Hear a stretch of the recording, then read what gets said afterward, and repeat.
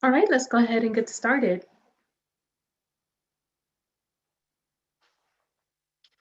Good morning, everyone, and happy Monday. My name is Lizette Roeder, and my pronouns are she, her, ella. I am one of the domestic violence response coordinators at the Coalition, and welcome to Supporting Survivors' Financial Stability, Mastering Credit Basics. Before we begin, I want to let you know that my colleague, Lauren Barnes, good morning, Lauren, is going to be helping me behind the scenes to ensure that the ASL interpretation, Spanish interpretation, and that your questions are all coming through and are being answered. Any issues that come up get resolved immediately. In addition, I want to thank our ASL interpreters and our Spanish interpreter for helping me today in spreading the word in regards to financial stability for our survivors. So let's go ahead and begin.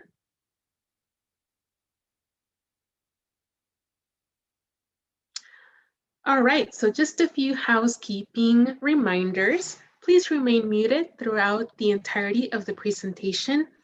If you have questions, please use either that chat box or question function, both of which you can find at the bottom of your Zoom screen. If you don't see it, or if you've never used the question option, it will allow us to monitor which questions we have and we have not answered. So it's a great option. However, feel free to use the chat as well. If you're just not as familiar with Zoom, not a problem. Lauren will be making sure to monitor. Spanish interpretation is available. Para escuchar en español, seleccione el botón de interpretación a la derecha y elija español. Si tienen problemas con el audio en español, favor de mandar mensaje a Lauren para que ella vea qué es lo que el problema es. All right, and last but not least, don't forget your evaluation. Towards the end, Lauren will be sharing a link to our SurveyMonkey survey to make sure that we get your feedback. In addition to that, there is a certificate of attendance for the 4 credit hours. The only way to get that is for you to complete the evaluation. So please make sure that you take a moment to give us your feedback. All right, so the objectives today.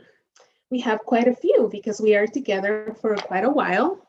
We're going to begin with an overview of the Allstate Foundation, as some of us might not be familiar with their work and the Moving Ahead curriculum. Then we're going to talk about what financial abuse through credit looks like. How does it impact survivors? We're going to be doing a quick review of commonly used terms. We're going to be talking about how to review a credit report, understanding your credit score, improving credit, your consumer rights, and resources. If you have attended any of my presentations, you know that I always like to give you resources, not just present a problem. And another thing that Lauren is going to help me with is towards the end, she's going to provide you all with a Google Drive link. The link will actually have a copy of the PDF, of the PowerPoint, a PDF copy, as well as some of our fact sheets and some of the handouts or exercises that you're going to find throughout this presentation. So don't fret, don't try and take screenshots. All that information will be available for you at the end. So let's begin with what the Allstate Foundation is. How many of you, and you can just put it in the chat, have actually heard of the Allstate Foundation and their work with the National Network to End Domestic Violence? And you could just put it in the chat. Yes, I have. No, I have not.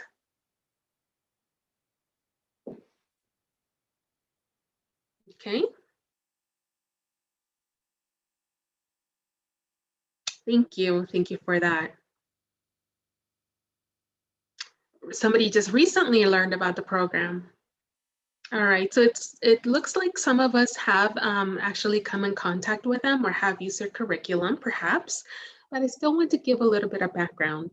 So the Allstate Foundation partnered with a national network to end domestic violence because they realized that there was a lot of economic abuse in regards to domestic violence. As a matter of fact, 99% of relationships where there is domestic violence are going to have financial abuse.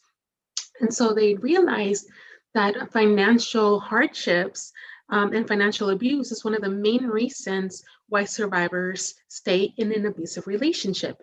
So in order to combat that, in order to help, the Allstate Foundation created a curriculum called the Moving Ahead Curriculum. The curriculum can be found on the National Network to End Domestic Violence website, and you can download the PDFs.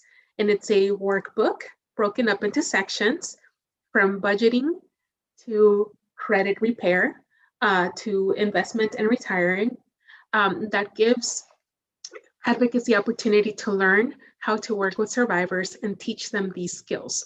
Because we know that if a survivor obtains financial stability, they're more than likely going to remain safe, which is why it's very important. So I actually have two PSAs, and the reason why I want to show the PSAs is because, first of all, they're very moving, and they're great if you're out there in the community trying to educate about economic justice.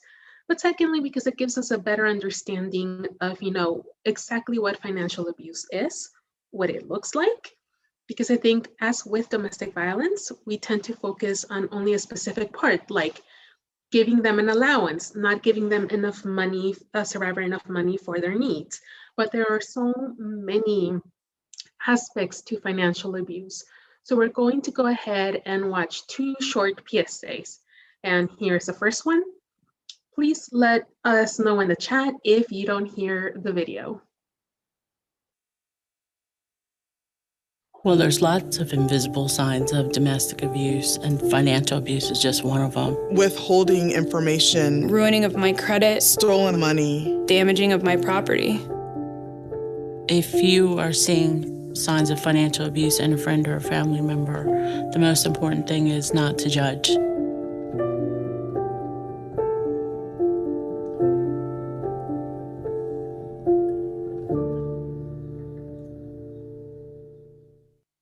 All right, so that's a really short one, but one that I think has the most important aspect for us, the advocates, and that is not to judge, right? We all know that survivors, what they want most is to be believed and to be supported, and that includes to be in a non-judgmental space.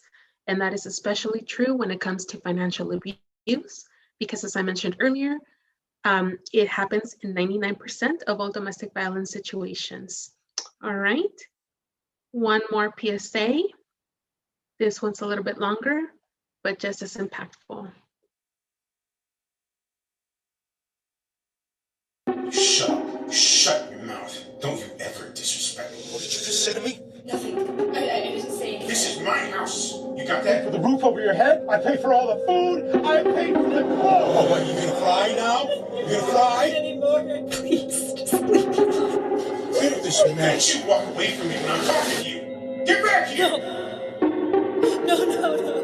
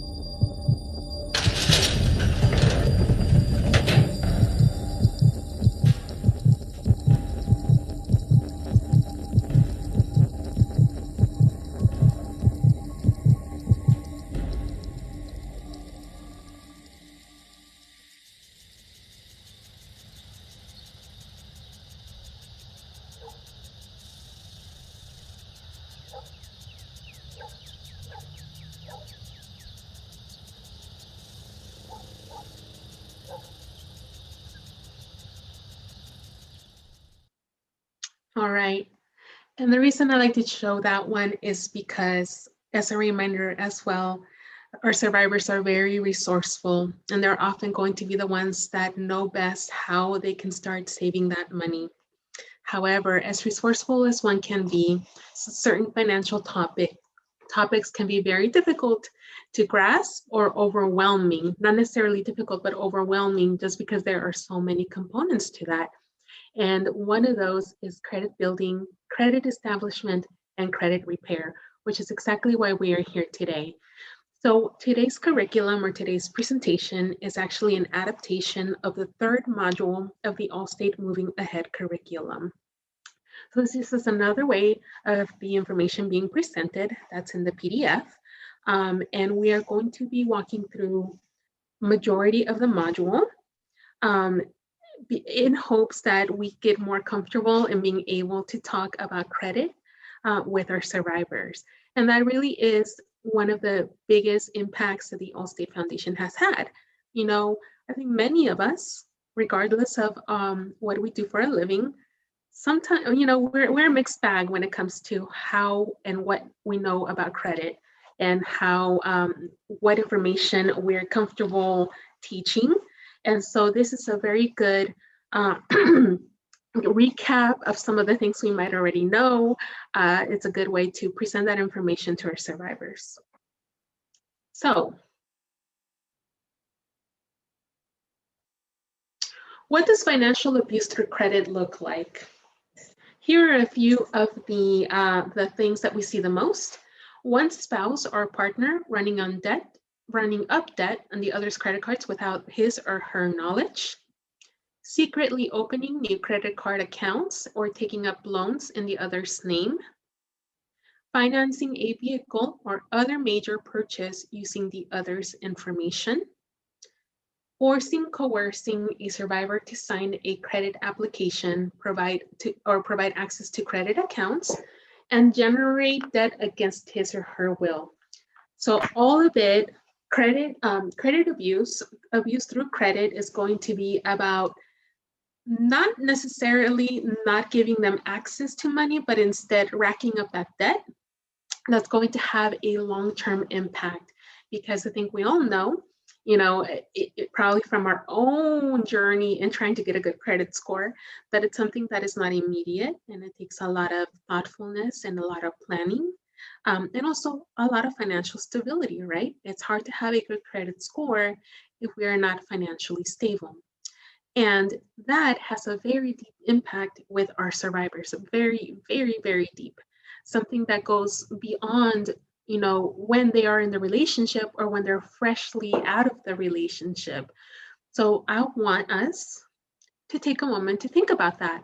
Put yourself in the shoes of a survivor and think of yourself as having been abused through credit. Your abusive partner, the harm doer, they open up 3 visas, spent it to the limit, never made a payment, and to top it off, they forced you into getting a fancy car that was way beyond your means. So now your credit score is shot and your credit report is not looking great. So what impact is that going to have for you in the future in your road in your healing journey and your road to stability? I want us all to really seriously put ourselves in that position, and you can write it down on a piece of paper or just really think about it. And I'm going to give everyone 5 minutes because I really want us to immerse ourselves in that position. How is my life affected? What is my credit impacting? 5 minutes, everyone.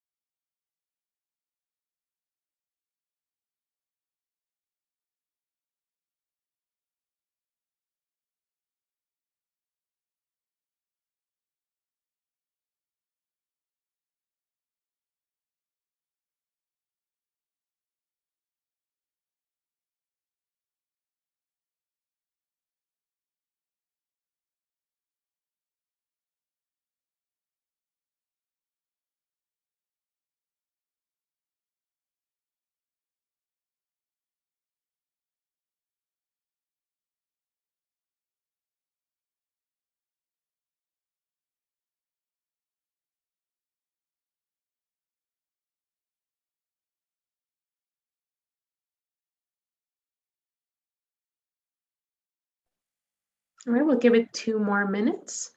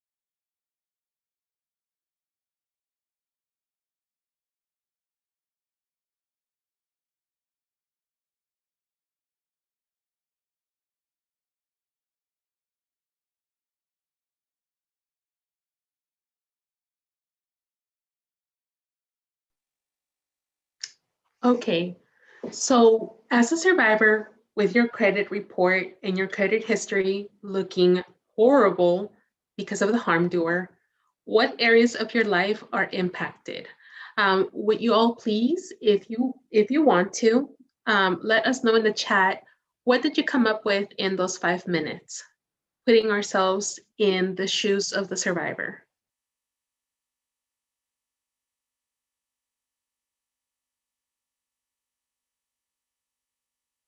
Ability to access help of any kind.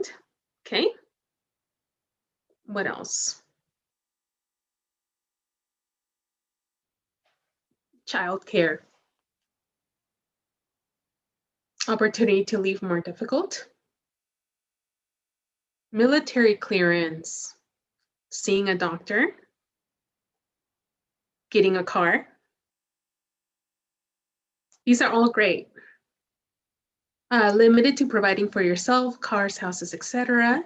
Apartment, getting a house. So a lot of people are mentioning housing. Getting a cell phone, which is, a mini computer, a lifeline. New housing and utilities. All right. Yes, everyone is definitely correct with everything that you put on the chat. Let's go into some more detail in regards to some of what you can probably guess by looking at the icons on the PowerPoint. So first and foremost, it's going to be the ability to obtain safe housing. We already know that safe housing is already in shortage and already very difficult for all survivors to obtain. But it's even more so when there has been credit abuse, right? And there's something called being credit invisible. So someone who is credit invisible is a person who has not had a chance to do anything that would allow them to start a credit history, right? So that is one of the things that we see, especially in minority communities, where gender norms and gender roles are extremely rigid. And so, the woman, the young lady is not going to be allowed to work because that is not their place or their role in the household. So they're going to be credit invisible. So if you're credit invisible or if you have a bad score, renting or buying can be difficult because the lender looks for an average score of 620 in order to allow for someone to move into that safe housing. The second thing that is going to be impacted is reliable transportation, because a low score means that we're going to have survivors going to very shady, predatory car agencies. And I know that sounds like an oxymoron because all car agencies can be predatory, right? But it's going to mean that they're going to have access to cars that are potentially lemons, cars that are going to immediately need repairs, and they're going to be pouring money in that they're already going to be very tight on. So having good, reliable transportation will also be impacted. Something related to housing and to transportation, insurance premiums. A bad credit score is going to mean that you're going to have a higher insurance premium. So in almost every single state, there is no state or federal law that prevents an insurance company from scoring you or giving you a premium based on your credit score. So if you're a survivor, you're already having a very difficult time paying for safe housing, paying for reliable transportation, you're also going to be paying a lot more to insure these purchases. Okay, one that doesn't have an icon here on the PowerPoint, and that is very surprising to most, is that it can also impact your ability to have internet. So internet and access to internet is actually considered a human right by the United Nations. And there are laws stating that everyone should have the right to basic internet. However, in a lot of states, it's still an ignored law. It's just a pretty piece of paper, a proclamation by the United Nations. It means nothing to them. And so they can actually take your credit score into consideration. And that's huge because think of how much of our lives is ruled by internet right now. If I didn't have reliable internet or cannot get internet as a training coordinator, that would be extremely detrimental to my income and to my family's ability, right, to be supported by me. So it's a surprising one, but yes, internet for sure. Emergency funds.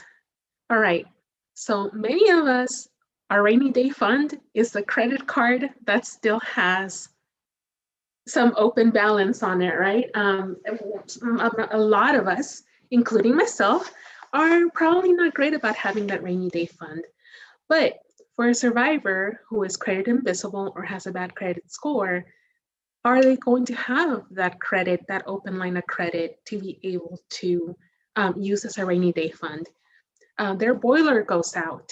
Are they going to be able to go to Home Depot and open a Home Depot card to be able to finance a new boiler? These are real concerns, and they're real things that actually happen, right?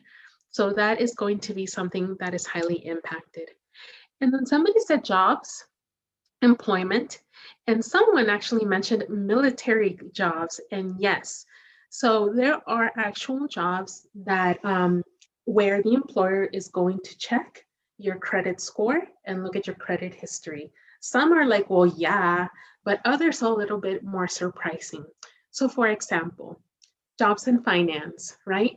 No one's going to want you to be in charge of loans if you have a lot of outstanding loans. Jobs in the banking industry. Military, absolutely. So there are some military jobs and clearances that they will deny you if you have bad credit, right? And that is especially harmful for our youth because we do have a lot of young adult survivors that might see a military career as like the option that they want and also an opportunity for a fresh start. So it does have an impact. There's a number of government jobs that also require that clearance. And correction facilities or prison-related jobs, they will not hire you if you have a bad credit score. And think about all these jobs are pretty high-paying jobs and really good opportunities, right?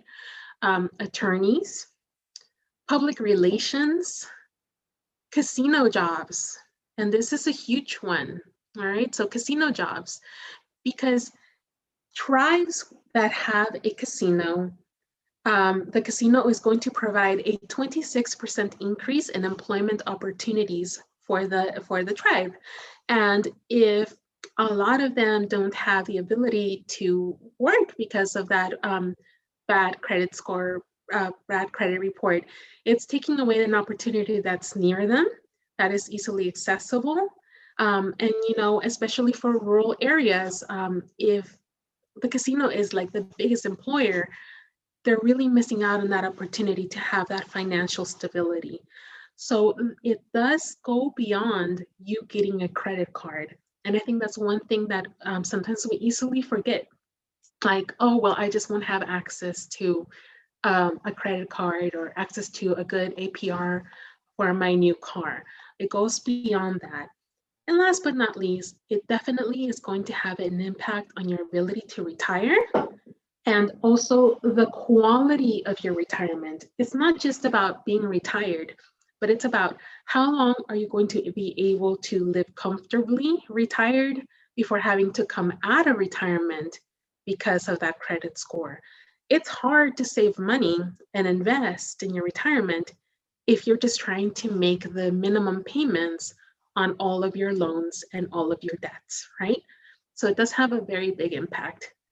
And so to recap and look at it in a different manner, why does good credit matter? It improves your ability to obtain safe housing, whether it's renting or buying, obtain better insurance coverage, again, those premiums, have certain jobs, all of which are pretty high paying and have a lot of stability, obtain loans and credit cards with good interest rates and good deals, like the cashback cards where you spend 1%, you get 1% back or something like that, and access to emergency funds. All right, so here is a clear example of that and why it matters. So on the left, we have an example of a $200,000 house mortgage. And on the right, we have a $20,000 car loan. So Amy, we're going to say Amy, has a credit score of 760 or 762, we'll say. So she's going to qualify for a loan at a 3.243% rate, which means that her payment is going to total to $870. The $870, of course, is not going to include HOAs and upkeep and utilities, but it's $870. Now we go down all the way to the bottom and we have Chris, and Chris has a score of 624. So the rate that the bank is going to offer her is 4.832. Now, notice from 3.24 to 4.83 is not that big of a leap, numbers wise, right? It really isn't. But look at the monthly payment, $1,053. The lower the score, especially in the 620s, increase that monthly payment by $200, a little over $200. And it's not even a huge leap in the APR, the interest rate. So it has a very deep impact. And the reality is that the person with that 4.832 is probably not even offered a traditional mortgage loan. It's too low. They're considered too high risk. So odds are, we're giving you the example so that you can see how the interest rate and the credit score matters. But odds are in the real world, they're not getting a good loan. They're getting a subprime loan, which is predatory. And we're actually going to be talking about that during our consumer rights portion of this training. And the same with the the car loan. If you look at, and that is a very, I was looking at this example and I'm like, wow, who's paying close to $1,000 for their car? But hey, it could be a Tesla, I don't know. But anyway, the score is 750 plus and their car payment is $870. They're practically paying $1,000 when their score is below 599. So that is a very important thing when talking to survivors about credit repair and credit reestablishment, is thinking about what rates they're going to encounter. And the rates change, and that information is public. And for many years now, it's been pretty stable. But because of the pandemic, there could be a change soon. And so the rates might go up. So it's something to have a discussion with our survivors about. What are their short-term goals? What is that percentage going to look like for them? And Obviously, some of us are not going to be great at math. Just know that there are APR calculators out there, and there are also a whole bunch of apps where you can put in, you know, scenario A and give you a payment, scenario B and give you a payment. So those things are available for you, especially if you're like me and you panic every time you see numbers like, I don't want to math. I really don't. All right.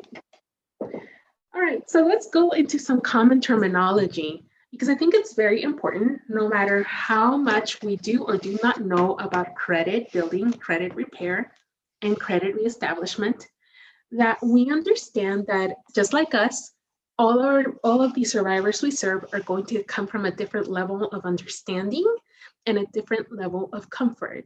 So one of the things that I highly recommend you do is go over some of the very commonly used terms, all right? So throughout the presentation, some of the terms that you're going to hear me say consistently is credit invisible. As I said earlier, credit invisible is an individual that has no credit history established.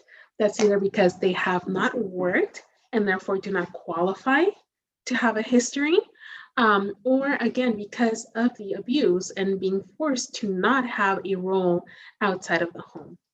A self-inquiry is when you're requesting your own credit report from any or all of the 3 credit agencies. And the 3 credit agencies are Equifax, Experian, and TransUnion. A soft hit. A soft hit is a check of your credit report for pre-approval or credit decisions that are not immediate. All right, and we will be explaining that a little bit more in just a bit. Hard hit. A hard hit is a credit inquiry done by lenders who are evaluating your application for a loan or a line of credit. So these are the terms that I'm going to be using throughout the training. And for those of you that joined a little bit later, you will be getting a Google Drive link, and in that folder, you're actually going to see a one-pager. The one-pager is going to have commonly used vocabulary. That way, as you're working with your survivors, you have that, and that could be one of your exercises. You know, what do these terms mean? They could already know, right? But it's always good to, again, come from a place where we don't make assumptions about what they do and do not know. And it's always a good refresher, you know? It could be, it might have been a while since you've heard hard hit or soft hit. So that will be available to all of you.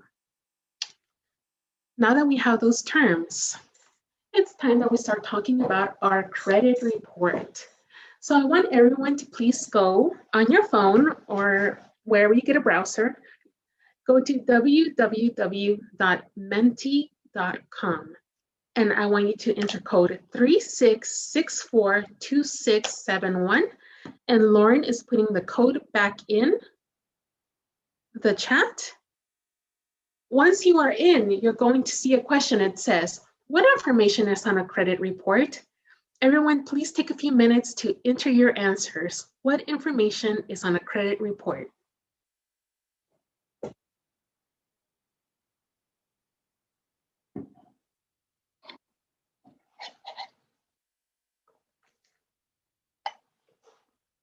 And the website is www.menti.com.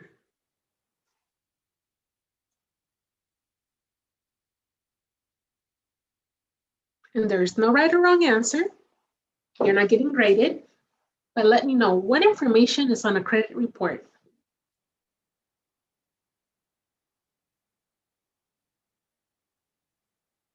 Okay, credit card usage, all open accounts, your loans, collections, one-time payments, a list of all credit history, delinquent accounts. All right. For those of us that haven't used the word cloud before, the words that appear larger are the ones that the majority of people are inputting or answering. So a lot of people definitely know that there's information on your loans there. Anything else? Looks like loans is just going to be the big one.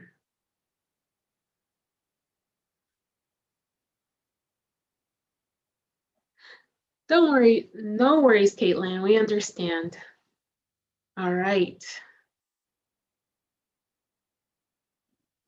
Okay, let me switch over to the PowerPoint again. So thank you for all that. Oh, it's going. It might be a little slow, so I'm gonna let it go for just a second.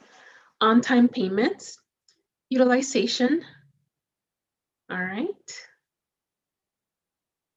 I'll give it one more minute, see if anyone else wants to answer.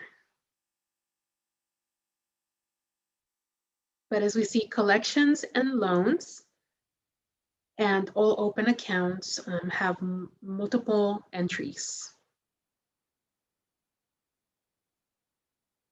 All right.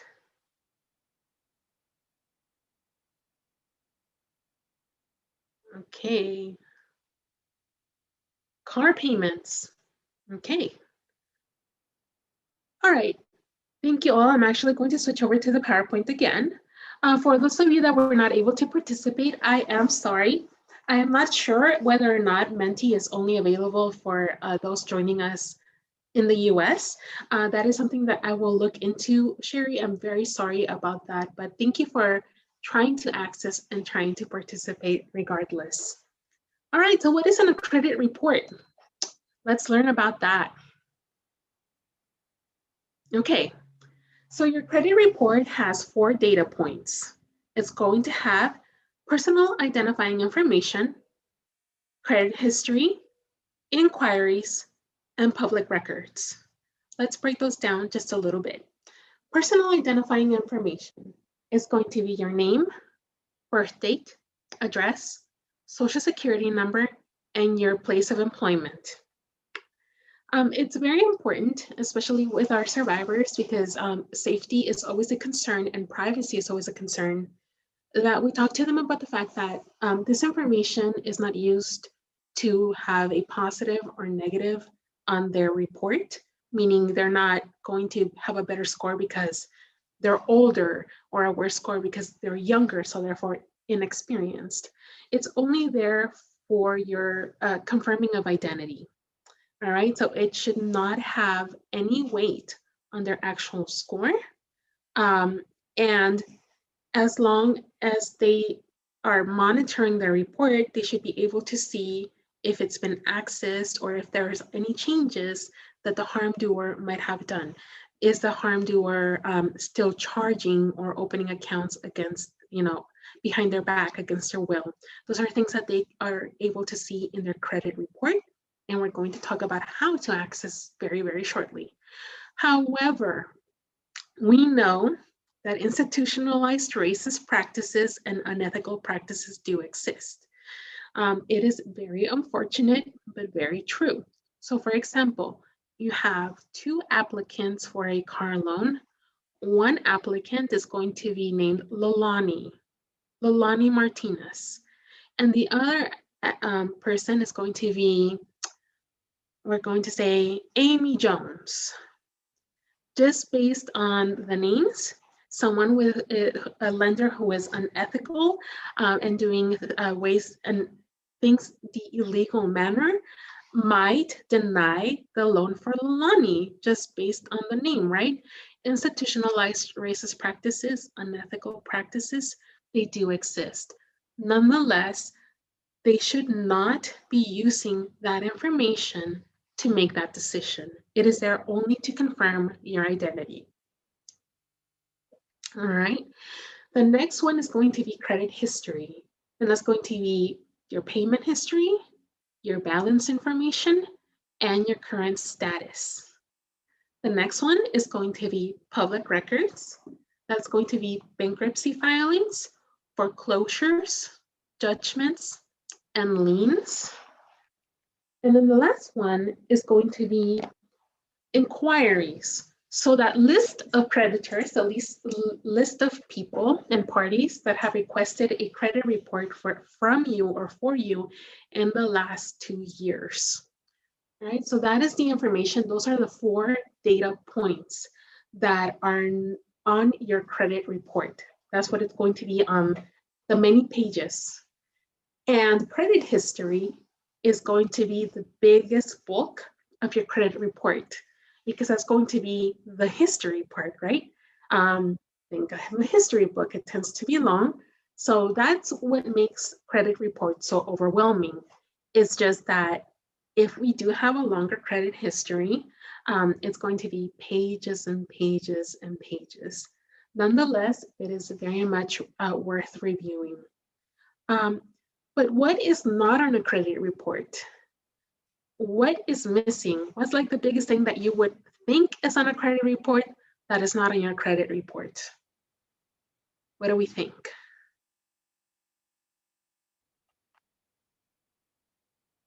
Your score. That's right. Your credit report does not have your credit score. Those are two different documents and two different things. A lot of people get their credit report thinking they're going to get their score, but it is actually not in the report. All right. Nonetheless, even though that's what all of us actually really want to know, what is my score? It is very important that we do monitor our credit reports, especially as survivors of financial abuse, because it's how we're going to know whether or not we're on track. And there are errors. Errors in a credit report are actually extremely common, especially after a divorce. Think of all our survivors that are in that process of divorce or have divorced, right? So there's going to be a lot of errors, and this is a chance for them to boost their score and really clean up the history. So it is important that we still have access to that credit report. Other things that are not on your credit report is going to be your income. So the credit report is going to say that where you are employed. So, mine will say Arizona Coalition, right? But it's not going to let them know how much I am paid, which is surprising to some people because you feel like that's definitely something that creditors, lenders take into consideration.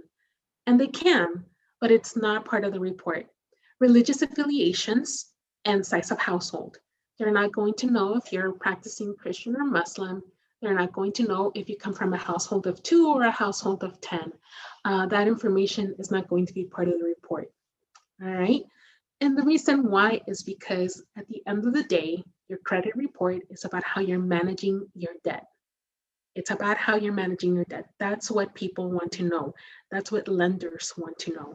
How is it that I am managing my debt? All right. So how do you get your report? You can actually obtain a free copy of your credit report yearly from all 3 credit reporting agencies. And once again, that is Equifax, Experian, and TransUnion.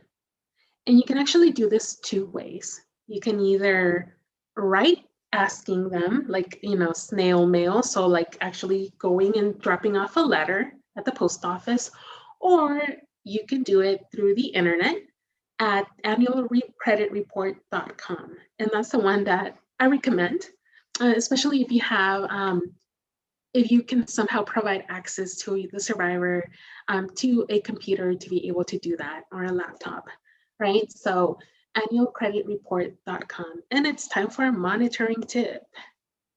So a common practice for those that are very savvy and always looking out for their credit is to order a report every 4 months to monitor activity. So let me explain. In the slide behind and before, we saw that you can get a copy from all 3 credit agencies. That means it's 3 different reports. You can report, so if you want, in the beginning of the year, you can ask for Equifax, and then you wait 4 months, and then you ask for your Experian, and then you wait 4 months, and you look for your TransUnion. And that's what that's going to do is that's going to keep you from paying for your credit report, because you get a free report, but only one. After that, the 3 companies have a right to charge you for a new report. This will allow you to monitor your report throughout a big chunk of the year, most of the year. And it's going to, once again, give survivors the opportunity to really take a look at if there are any errors, and also to ensure that the financial abuse has stopped, that they don't have access that the harm doer is not still making those purchases or racking up debt for the survivor. A few credit facts. All right. So, very important that we know that checking or pulling your credit report does not hurt or lower your score. Self-inquiry, which was one of our vocabulary terms, right? So checking or pulling your own credit report is not going to lower your score. Credit inquiries made by companies to send you pre-approved offers will not hurt or lower your score. That is a soft hit. So let me explain this a little bit more. So let's say that Citibank wants to offer you a Citibank card with 6 months, 0% APR. So Citibank is going to contact Equifax or TransUnion, and they're going to say, hey, I want you to send me a list of everyone that has a credit score from 720 to 602. Send me the list. Equifax is going to send that list of people that meet those qualifications to Citibank. And then Citibank is going to send the pre-approved mailers, the ones that we look at and hopefully throw away, to you based on those pre-qualifications. Because you didn't do anything to ask for that pre-approval, because you did not actively pursue that, it's considered a soft hit. I like to look at it this way. It's a surface level credit check is what they did. Like, I mean, your numbers are there, so I'm going to offer you this card. However, if you accept the pre-approved offer, the company is required to do a full credit card review, and that does count. That's going to be a hard hit. If you approve it, it's a hard hit. If you look at it and then just throw it in the trash, it's a soft hit. Every credit inquiry can lower your score about approximately 5 points. So about 5 points. And that's something to take into consideration if we are shopping around, right, for a big appliance or thinking about getting a few store credit cards. But a thing to keep in mind that's also very important is that FICO, which we're actually going to learn more about in a bit, counts multiple inquiries made within 14 days as one inquiry. So FICO, if you're looking for a house or an auto loan, because that's a big purchase and you're usually going to shop around or make multiple offers, like for different, like, oh, I like that house, but I like this house, right? They're going to take those 14 days and it's going to count as one hit, meaning that you're only going to lose 5 points. You're not going to lose 10, 15, 20, depending on how many things, how many times you are trying to get pre-approved or looking into financing. So that's always a big thing to remember because you should be making, you should be rate shopping and you should be doing your research before making a huge purchase, right? Because it's going to have a very deep impact, not just on tomorrow and next week, but potentially for many years to come. All right. So with that being said, we have reached our first break time. We are going to take a 15-minute break, 15 minutes. And when we come back, we are going to start learning about credit scores. So 15-minute break, everyone.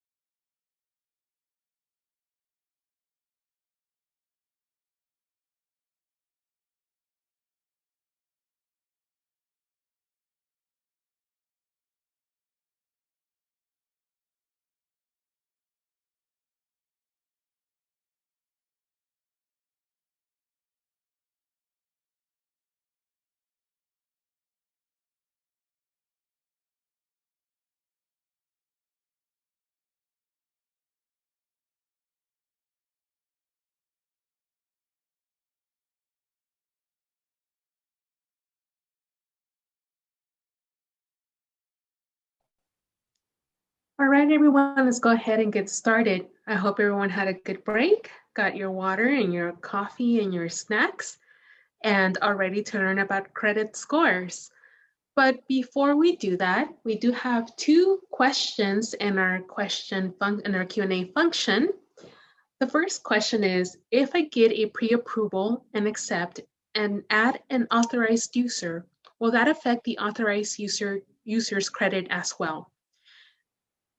Simply adding an authorized user is not going to have an immediate impact. However, if you are not in good standing with that credit card line or that loan line, it will have an impact on the added user's credit, and vice versa. If they're not being responsible, it's going to affect yours.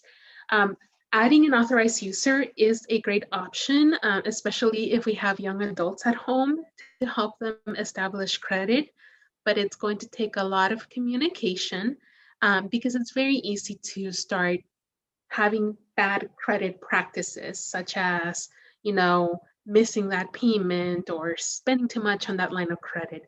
So it will have an impact as you progress with that line of credit, but just simply adding them is not going to have an impact. However, like I said, that is a really, really good way to help someone establish or reestablish credit. It's definitely a gamble for the person adding the authorized user, but it does help. The second question is, if you're in a situation where you ask for a pro se divorce, how do you protect yourself? How do you protect your credit? Leticia, I'm very sorry to let you down, but I actually do not know the answer to that because I am not sure. So pro se, for those of us that are not familiar with the terminology, is where you're representing yourself. And I just don't have the legal background to answer that question. However, Leticia, I will forward that question to our legal committee to see what kind of answers and information they can provide. And then I can reach out to you with that answer. So I do apologize that I do not have that answer, but I do also don't want to misinform or take a wild guess. All right, everyone, any more questions before we get started with credit scores? I'll take a moment, just if anyone wants to put anything in the chat.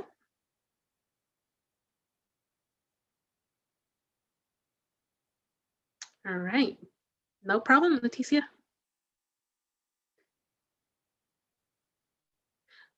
Okay, it looks like we're ready to go.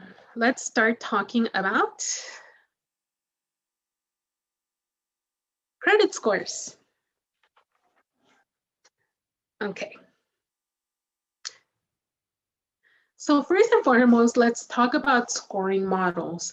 There are two scoring models that are very popular and used by the majority of lenders in the United States.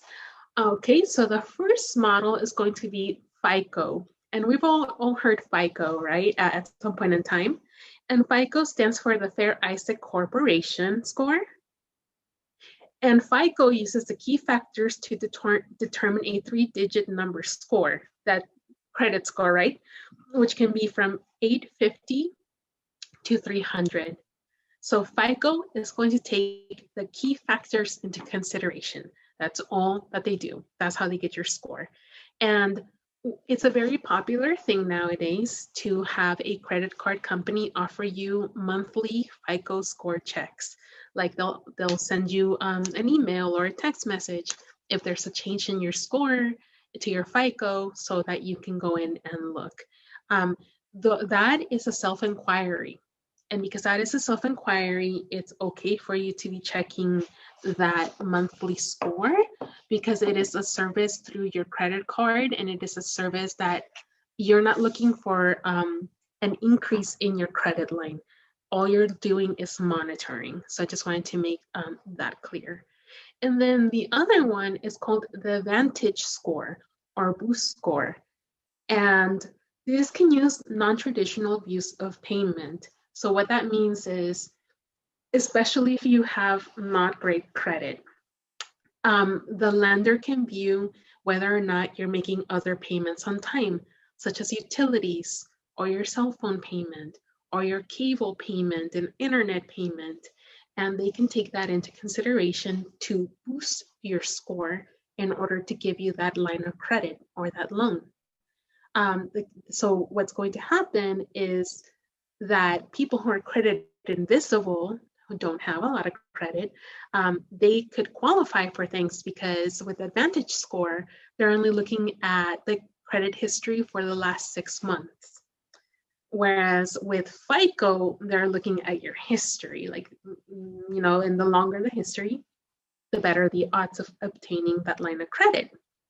And with Vantage, it's going to also be like FICO. They're going to use the 850 through the 300 for their score. The thing with Vantage Score, though, is that it's not accepted by many creditors.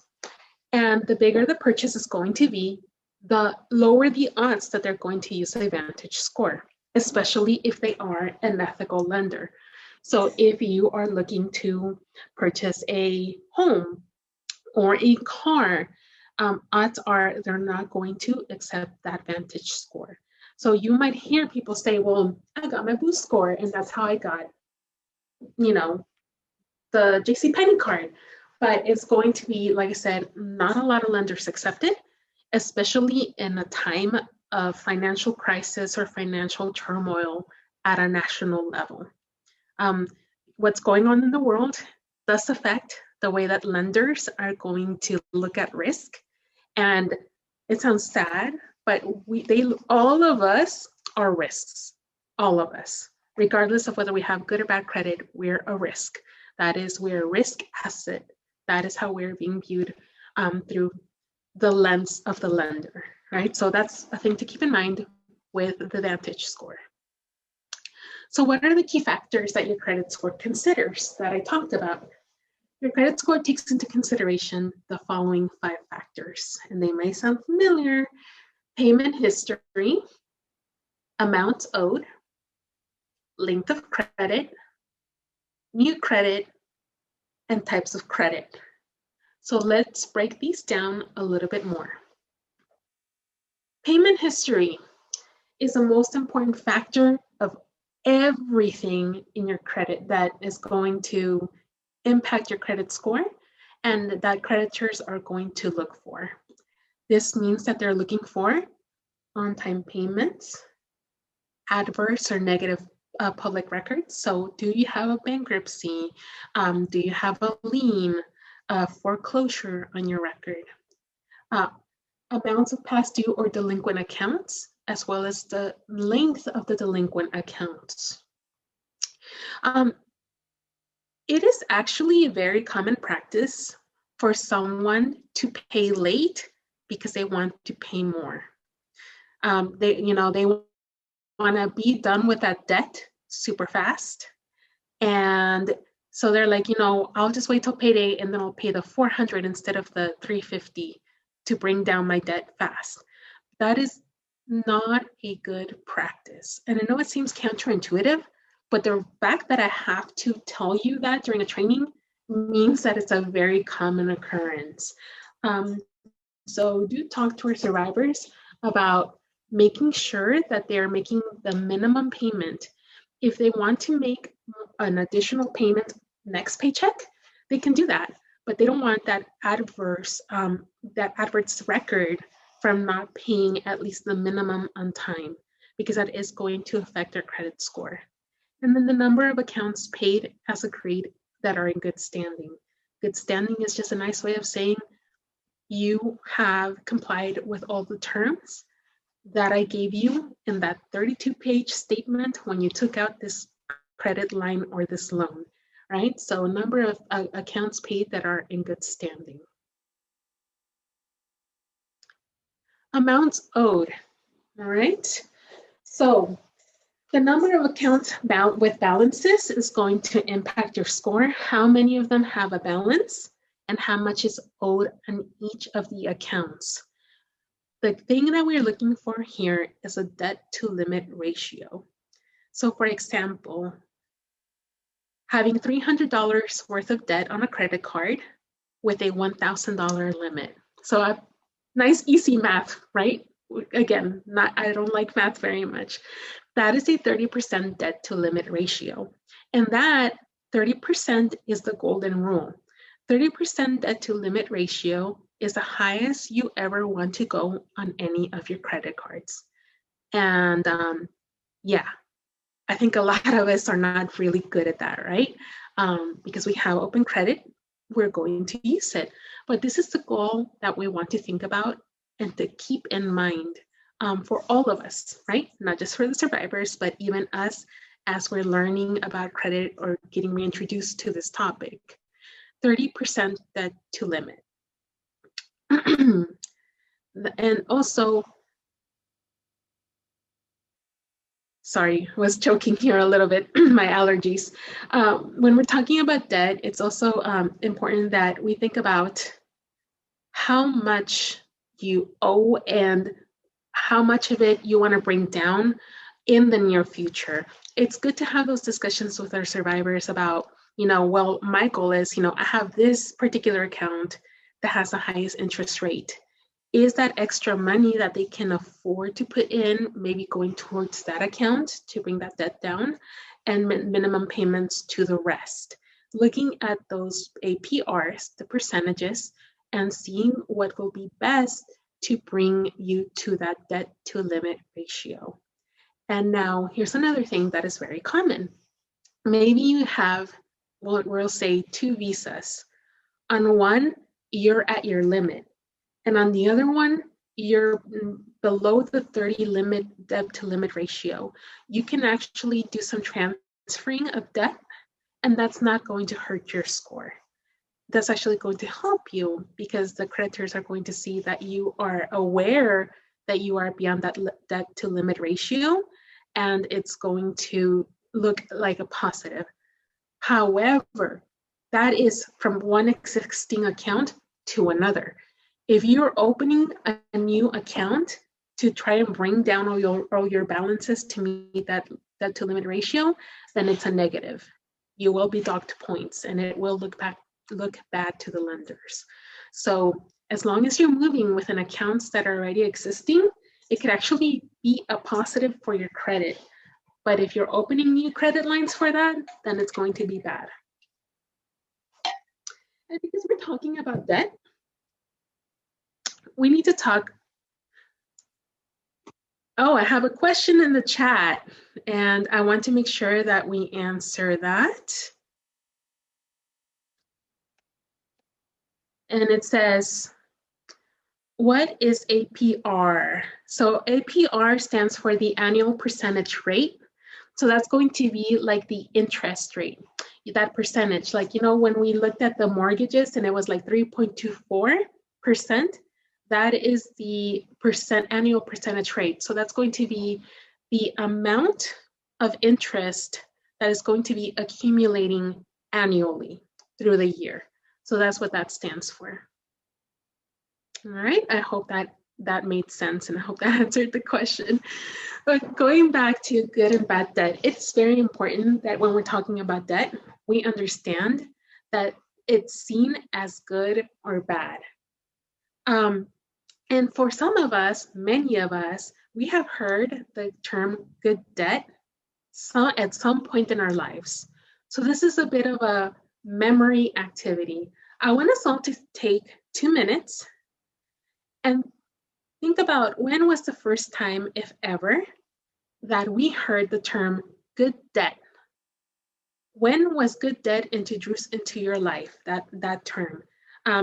Take 2 minutes, and then I would love to see your answers in the chat. When did you hear good debt? When was a term introduced into your life? 2 minutes.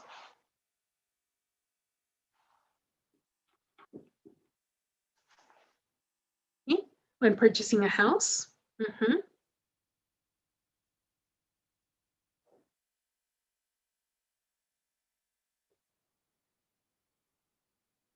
Okay. Purchasing a house when they were a teen from their father.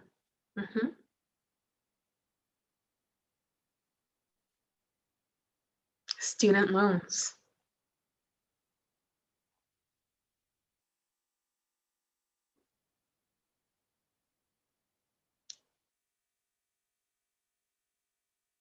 All right. Anything else? Or how old were you? What was the average age?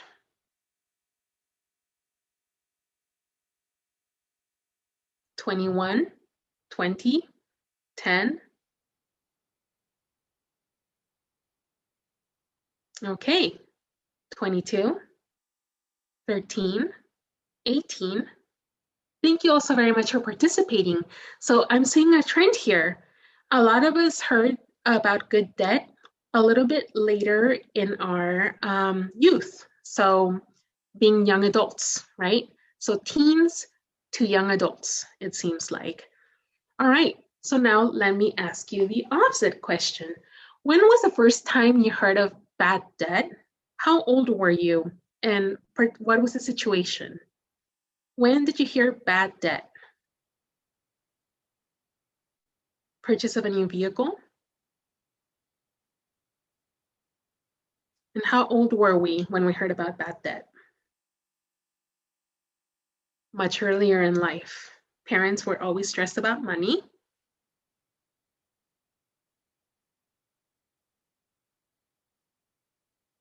High APR and a credit card. Hospital bill, oh yeah. About 18 or 20. Okay. Thank you also very much once again for participating, about 14 or 15. All right.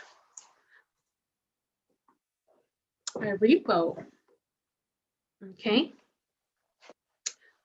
18.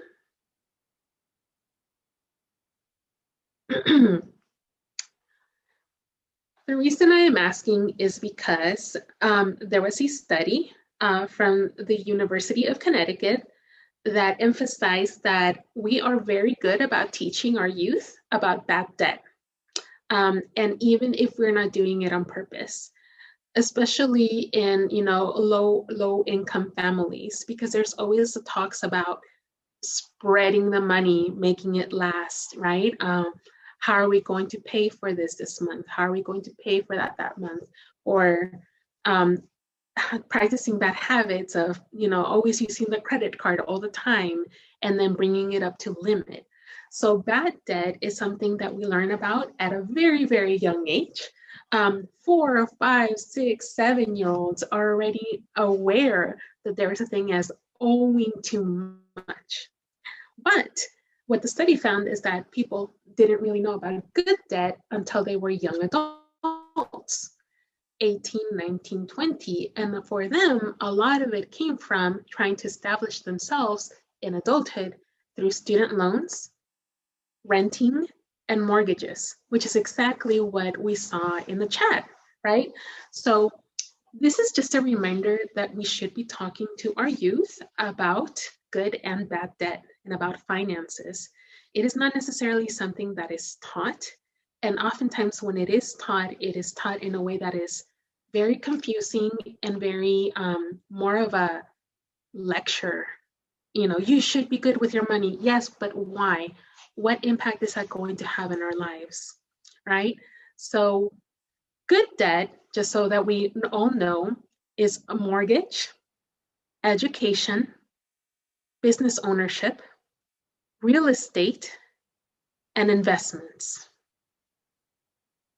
Bad debt are cash advances, credit card debt, payday loans, and consumer debt. But now that I've given you examples, who do you think is going to be using or acquiring bad debt, unfortunately? Our survivors, right? Those cash advances, those payday loans, and not just our survivors, but a lot of our low-income communities, which is highly unfortunate that is the way that the system is set up and how it works. But that is considered bad debt. And that is something that we do want to talk to our survivors about, like those examples, like what is considered good debt and what is considered bad debt, most definitely. All right. But here's the thing, and this is something we never talk about. Good debt can turn bad because we need to do our research. And the biggest one is for student loans. We currently have a national student loan crisis in the United States, right? Many of us are going to be paying student loans for many years to come. Some of us might even still be paying student loans when our own children start attending college and start accumulating their own.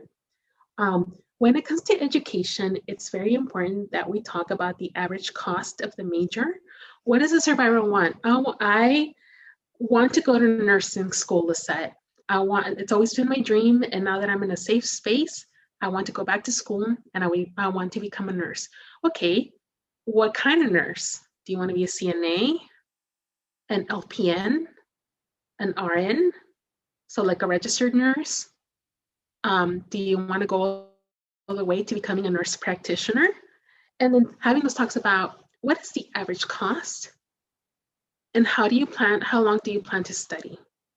Because we know and we can see from the current crisis that student loans, even though it's considered good debt, can actually be a very bad, very detrimental thing for a lot of us.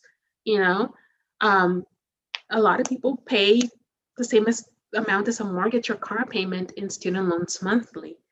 So it is important that we do some planning around what are your educational goals if education is something that is going to be part of the survivor's plan for stability and on their healing journey.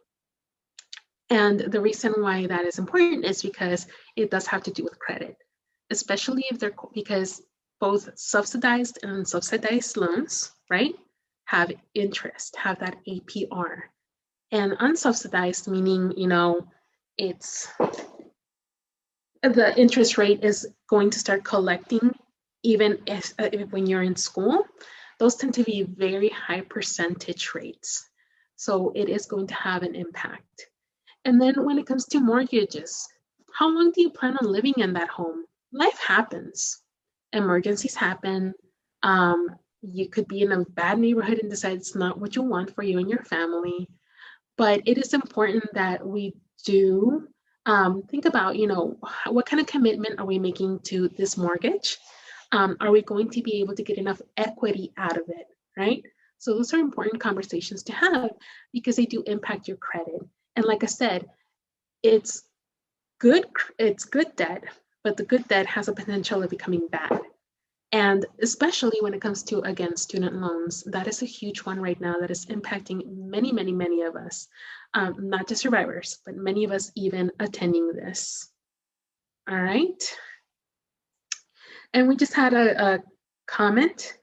It says, it is important as well that what career field one plans on going into, nursing is in demand. Absolutely, Eduardo. But it is also a very hard thing to talk about because sometimes we end up in different fields than what we originally started, right? And we can still have plans, even for a degree that sounds just weird or different.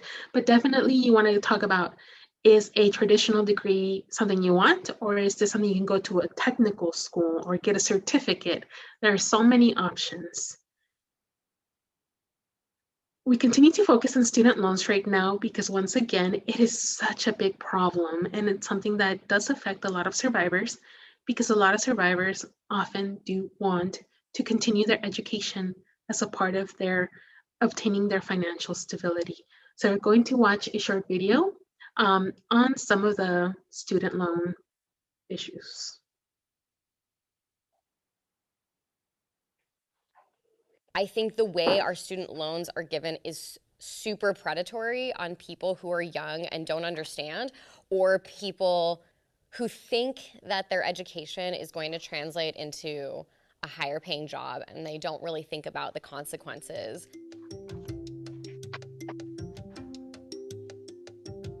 When I was deciding which college to go to, the process was very heavily dependent on where I would get the most money from. But I also really wanted to go to a school that would challenge me and a school that I felt like I could thrive in. For undergrad, I took about $18,000 in total. As for grad school, oh gosh, I initially had a full ride the first year, and then the second year came. I talked to financial aid and they were like, surprise, you only had a full ride for your first semester. And so I ended up taking about $100K extra in student loans that should have never been taken out.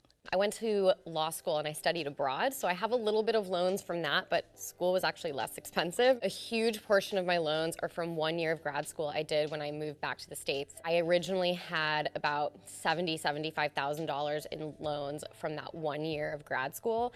It's now up to almost $150,000. When I was debating taking out loans, it wasn't really a question. The federal government allows first-year undergrad students who are dependent to take out about $5,500 worth of loans. Although I knew it was a huge financial commitment to take on, especially at such an early stage in my academic career, I decided to take that out just because I thought it was worth coming out here for. As soon as we opened up my student loans, I was delinquent, and I think my first payment due was like $1,500, which I don't think I even made in a month. There's not a lot of information that's given out. I know there's entrance and exiting counseling sessions, but it doesn't really tell you what to do. I was jumping from job to job just trying to keep a roof over my head, and I got super lucky one day because I was pounding the pavement looking for jobs. The job turned out to be processing student loans, and since then I figured out how to keep my loans in repayment, but I'm actually currently paying zero because I don't even make enough to be paying monthly rates. Straight out of school, the economy was horrible and I was struggling and realized it just wasn't even what I wanted to do. Now I do something completely different where I don't earn a ton of money. I'm on income-based repayment, so I make really small payments. They call it negative amortization, where I'm now accruing interest on the interest. In my mind, I was thinking, well, I'm gonna be a lawyer, I'm gonna make tons of money. I know it's gonna take me some time, but I'm gonna pay off these loans.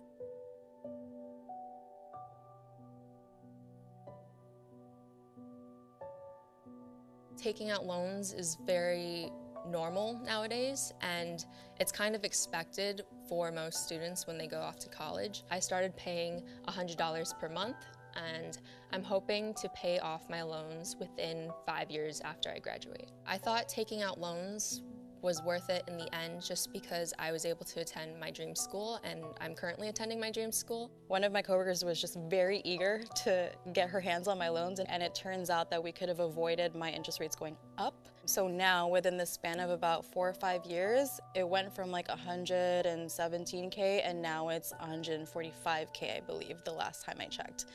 So it is nerve-wracking, but I'm hoping that within 10 years, I'll figure out how to get it all forgiven. I really didn't understand the magnitude of what taking out that money would mean, particularly the terms of the loan, because a huge amount of it is something called Grad Plus. So some of the loans are federal subsidized, which means the interest is lower, and I believe, I'm not even sure, that it's simple interest, so I just pay the interest off the principal, whereas Grad Plus, they let you take out so much money, and they charge you a higher interest rate, and the interest compounds, and I'm paying interest on the interest, and I'm not even paying all of the interest in each payment. Everyone should get educated on loans before taking them out. I know I wasn't very educated on loans, and I still am a little confused on what exactly they mean. The only loan education I think that I received was after I already took some out. I think definitely people should be educated before that.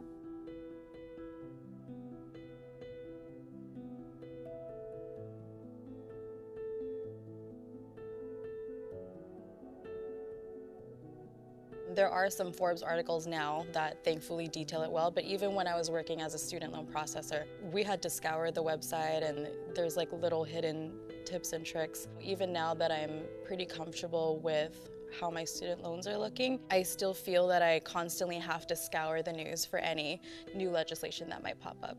Even though I had internships and a lot of experience in my field of law, it was really hard to find jobs. It was really frustrating. I had no idea what I was doing, and it was really hard to get paid what I was worth. Ultimately, I realized that isn't what I wanted to do, but my expectation was I'm gonna finish school and I'm gonna get a job and I'm gonna make money and I'm gonna be able to pay my loans and live a good life, and that was not my experience at all.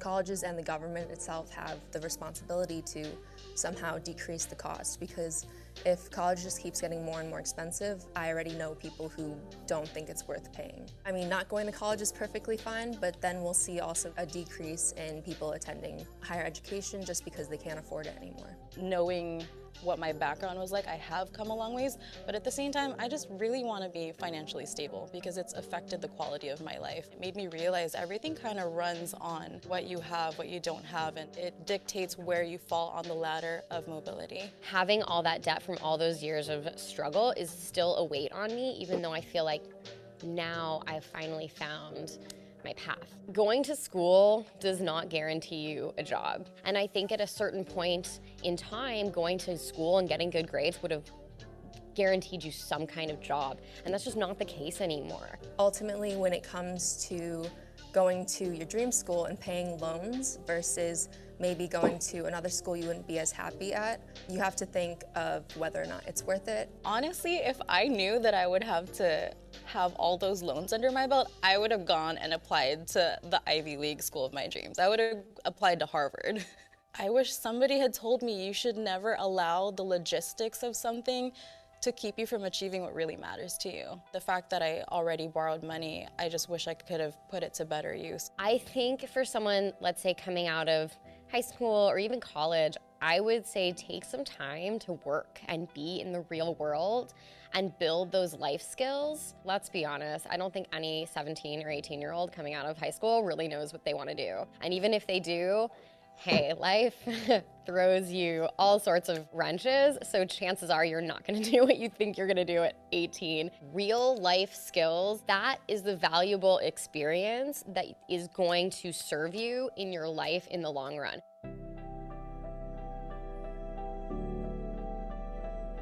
All right, so at the end, I think everyone has different opinions about the real life skills and the degree.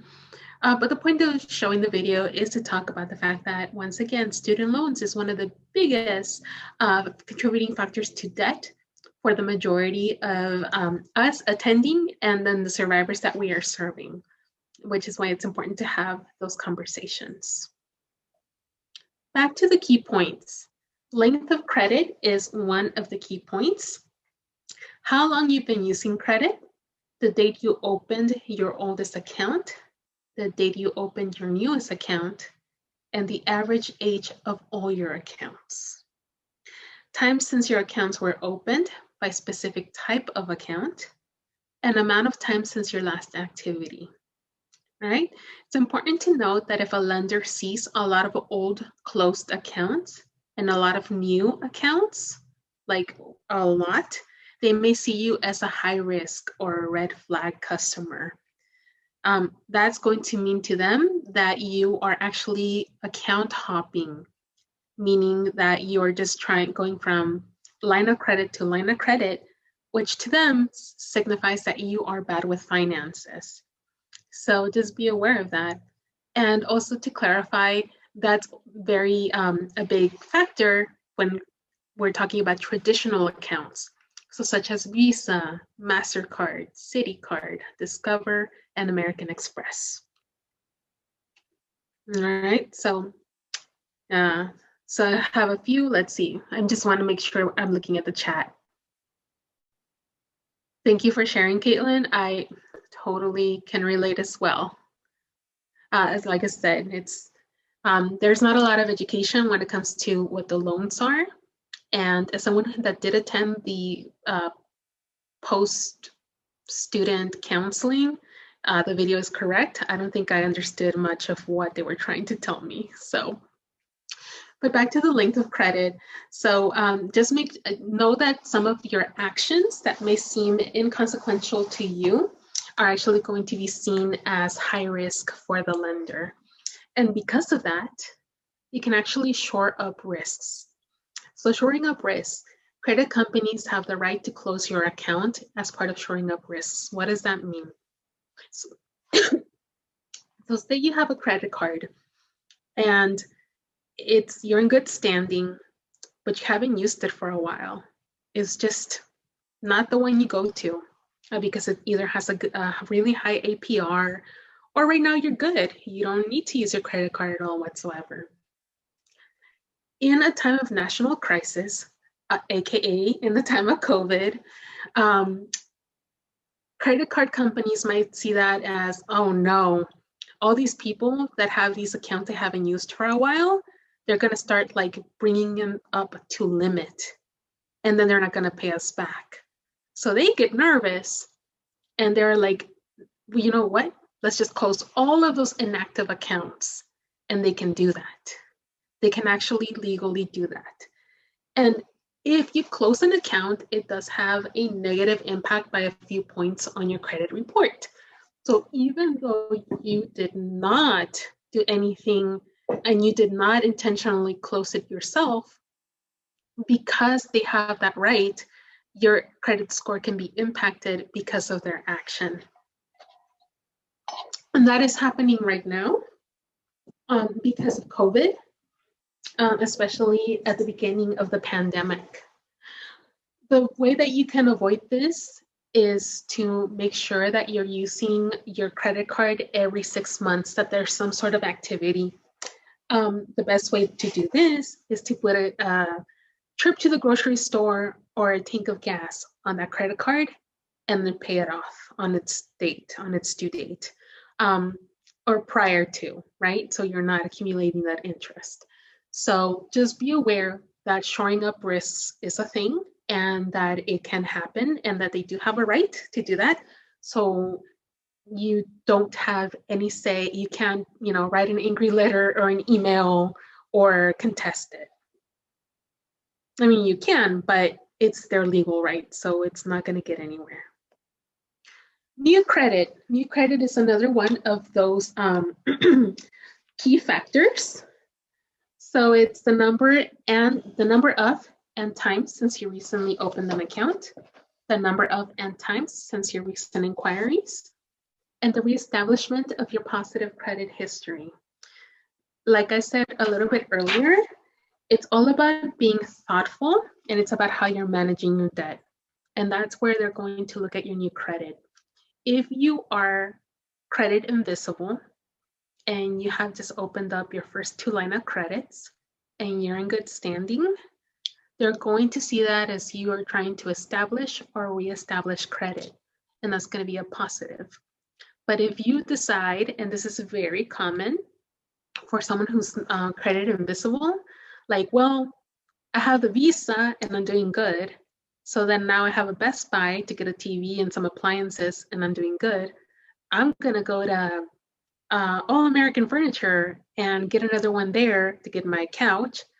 And then I'm going to go to Bath and Body Works because I deserve some stuff for me, right?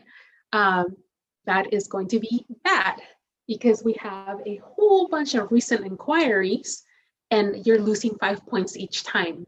So if you're new to credit and your score is now like 4 something because you're slowly building it up, every time you open a new card, you're shaving those 5 points. And reality is we should be thinking about how much can we manage if there was a change in my lifestyle, a change in my income. So we should not be, because we were approved for one thing, start pushing our luck and start getting approved for one after the other and one after the other. Types of credit. This also matters. It's going to be the mix and the number of all credit accounts, how different types of credit have been managed. So mortgages, traditional cards, or credit cards. Because regardless of what type of credit you have, they're all going to fall into 2 different types. Revolving credit or revolving loan or an established loan. And instead of explaining it myself, we're going to watch a nice short video with very relaxing background music that is going to explain a little bit more about what the revolving versus the established lines of credit are.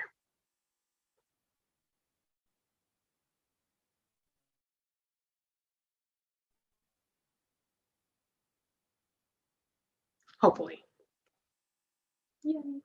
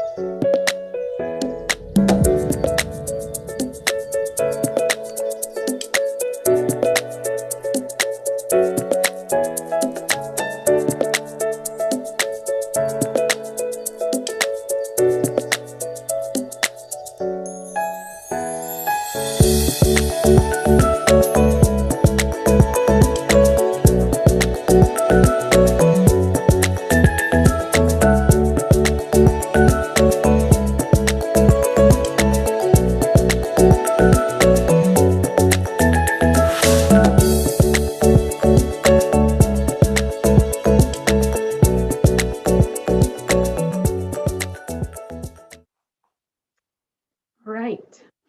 So just as a reminder, every single one of our loans, credit card is a loan, is going to be either a revolving account, right, or an established account. All right.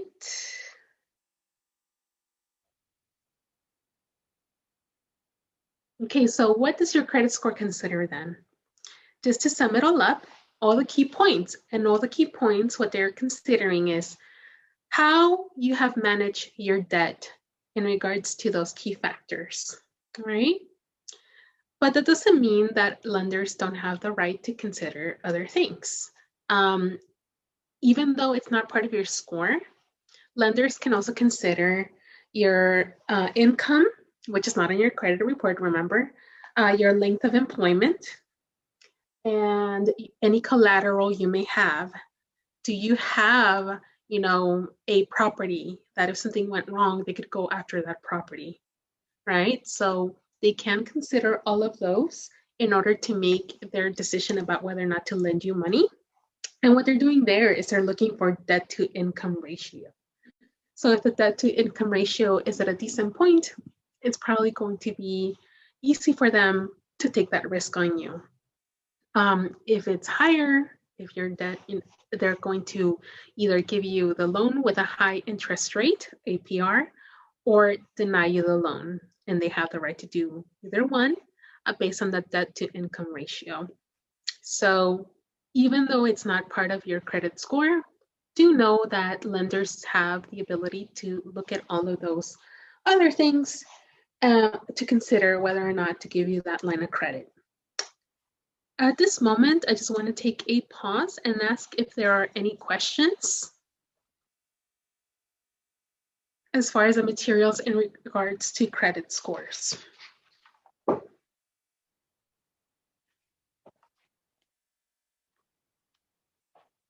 And I'll give you a minute to think about it.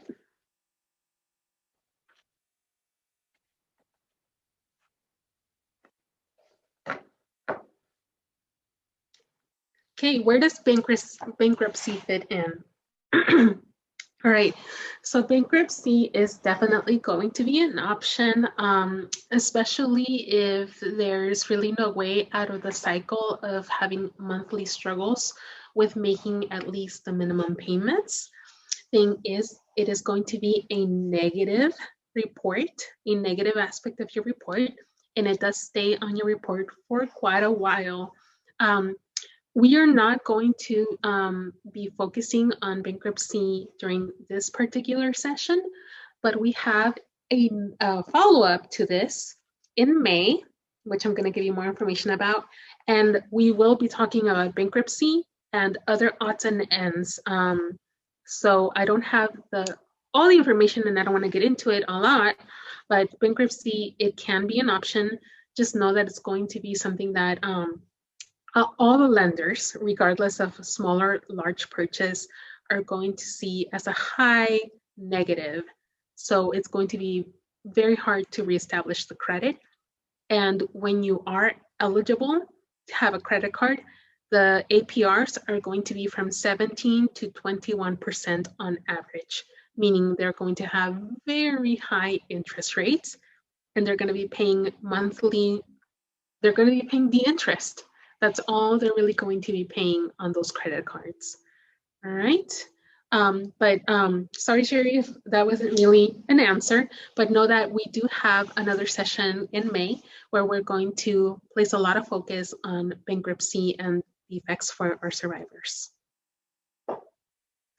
Anything else? Lauren, is there anything in the Q&A? I'm not seeing any other questions. All right. Okay, awesome. All right. Well, with that, we're going to take our last 15-minute break. And then when we come back, we're going to be talking about improving credit scores and then consumer rights. So everyone go ahead and take a nice long 15-minute break. See you all in 15.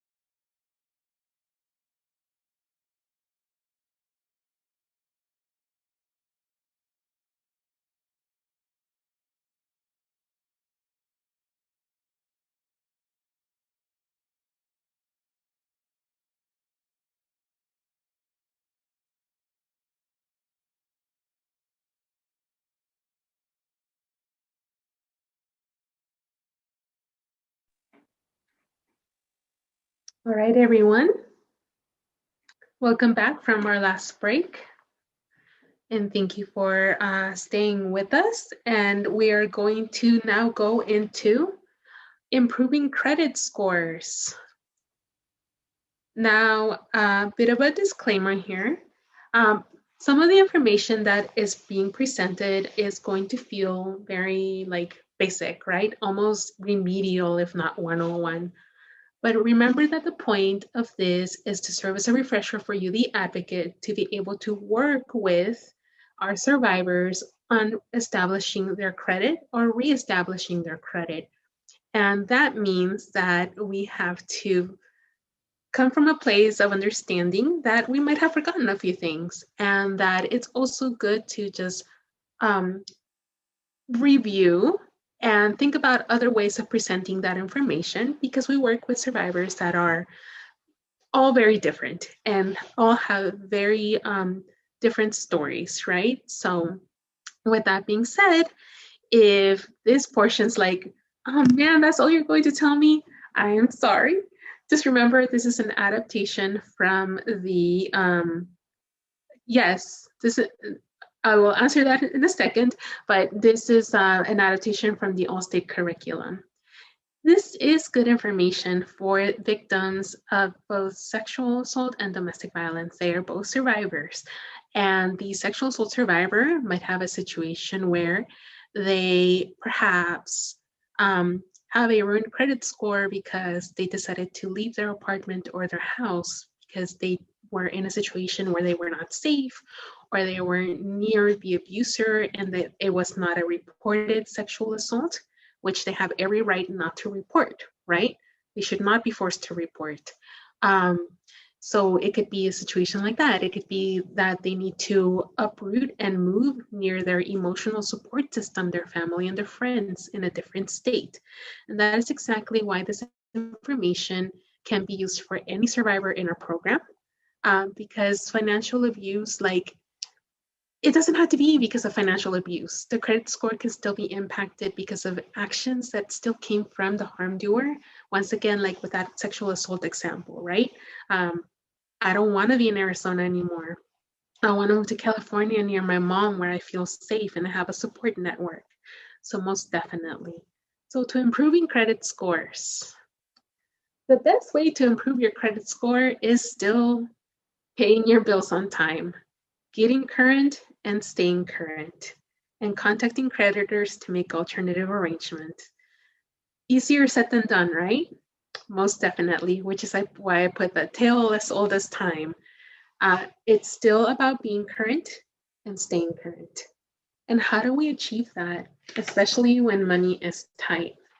Well, first and foremost, do not underestimate contacting your creditors. They rather have some money than no money at all. It's all about the money, right? It's all about the Benjamins. So if you call and say, listen, I can only give you 200, but I get paid next Tuesday, next Friday, and I can pay the balance at that time, they will take you up on that offer.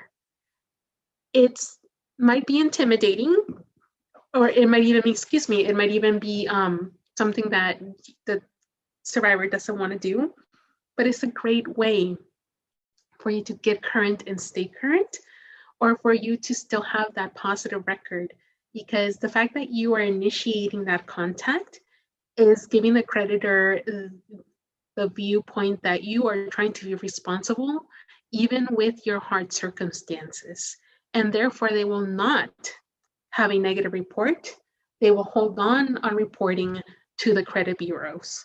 So don't hesitate to contact your creditors and to make alternative arrangements. Sometimes you're like, if you just bring me down 1 percentage point, it would make a difference. And you have that, you can argue your case. It can totally happen. So it's definitely something to keep in mind. Another way to stay current and get current is to take advantage of ways to lowering your everyday bills. And one of the best ways to do that is through lowering your medical expenses. A lot of survivors, as a result of the abuse, whether sexual or domestic or both, right, are going to have ongoing lingering health issues. And that is especially true now with a lot of our COVID survivors. You have what you call the long haul COVID survivors, which are still having issues 6, 7, 8 months later, which means that they're more than likely on monthly prescription medication. I think many of us have heard if you can't afford your medication, AstraZeneca is ready to help. And they really are. They really are. So if you have survivors that are on medications where it's a monthly prescription, regardless of whether it's Eli Lilly or AstraZeneca or Johnson & Johnson, you can get on the phone and you can explain the situation, and they will actually send you medication for free for the next 3 months. Or they will give you a coupon that is going to significantly bring down the cost, anywhere from $50 to $70. So they really do mean it. The pharmaceutical companies are really good about that. I can tell you that when I was a victim advocate, I actually did call 2 pharmaceutical companies with the survivor, and I provided information just that I am working with a survivor. They're a survivor of domestic violence. They have ongoing issues and litigation is expensive. What can you help with? And they sent the survivor 3 months worth of samples, so like full samples. And then they also provided her with a coupon that made her medication, which was $175, go down to $75 when she went to pay for it.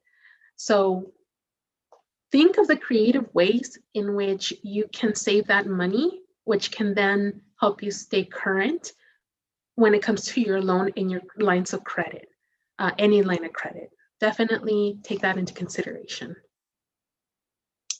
Improving your score continued, all right? So keep your balances low and remember that there is that a 30% to debt ratio. That is the golden ratio we should all be striving for. Pay off debt instead of moving it around. Even though earlier I told you that it's okay for you to be moving your debt from open account to open account, we still don't want to make that standard practice forever, for years. We want to make that a once in a while kind of occurrence. Because this is the second biggest factor impacting your score. Remember, if you are moving and moving and moving, you're going to be seen as account hopping. And account hopping means that you are not good at financial planning. So that can have a negative impact. Don't close unused cards as a short-term strategy. Just remember that closing it doesn't make it go away. It's still going to be in your credit history, and it's still going to say whether or not you were in good standing, whether or not you made all the payments on time, or if you closed with a balance, right? And just know that also, if you have old accounts, it's actually a good thing. The older your card, the healthier it's going to look for your credit history and your credit score. And like I said, in order for you to not be to not get closed on by the credit company, make sure that you're making a small charge every 6 months. So use cards with a zero balance or activity at least once every 6 months. Very important. And while tempting, do not open new cards if not needed, especially when you're establishing credit. If you are credit invisible, you should not be opening account after account after account, even though it might be very tempting. And like I said, that's exactly what happens. The survivor's like, well, I qualified here and I need this, so I'll qualify there. And I need this, so I'll qualify there as well. And therefore, they go from being credit invisible to having mass amounts of balances. And that is also going to be a red flag. It's going to be a negative for the lenders. All right, improving the score continued. So like I said, don't close the accounts that are in good standing. Remember that closing doesn't make it go away. It's okay to rate shop. don't take the first line of credit that's offered. It's totally fine for you to look for the best deal that's going to make the most sense for you in your current lifestyle. And just remember that as long as you keep it to 14 days, it's going to be seen as one hit, so 1 5-point hit. And opening a line of credit under a child's name, a minor's name, is not a solution. And not even just a minor, but maybe like a young adult, like the teen in the family, or the 19, the 20, the 21-year-old. So the reason I have to bring this up is because it is an unfortunately very common practice amongst survivors. You know, especially if they're trying to establish themselves in a new place and they need to turn on utilities, to get utilities, and they had bad standing at the last place where they lived. So it can be very tempting and very easy to open a line of credit under a child's name, but that is illegal and it's a form of identity theft. So talking to a survivor about, you know, I mean, if they were to bring it up, or that is definitely not a position that they want to put themselves in, not just because of the fact that it is against the law, but also not putting their child in a position where when they need to start establishing credit, it's already ruined.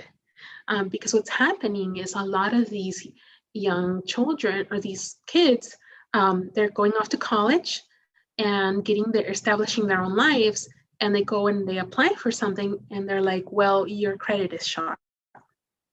And they're like, how? I haven't done anything with it. But the parents are the ones that are opening lines of credit under their name.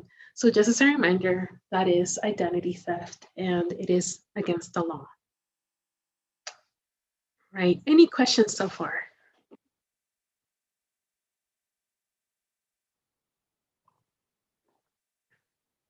Okay, any questions in the Q&A?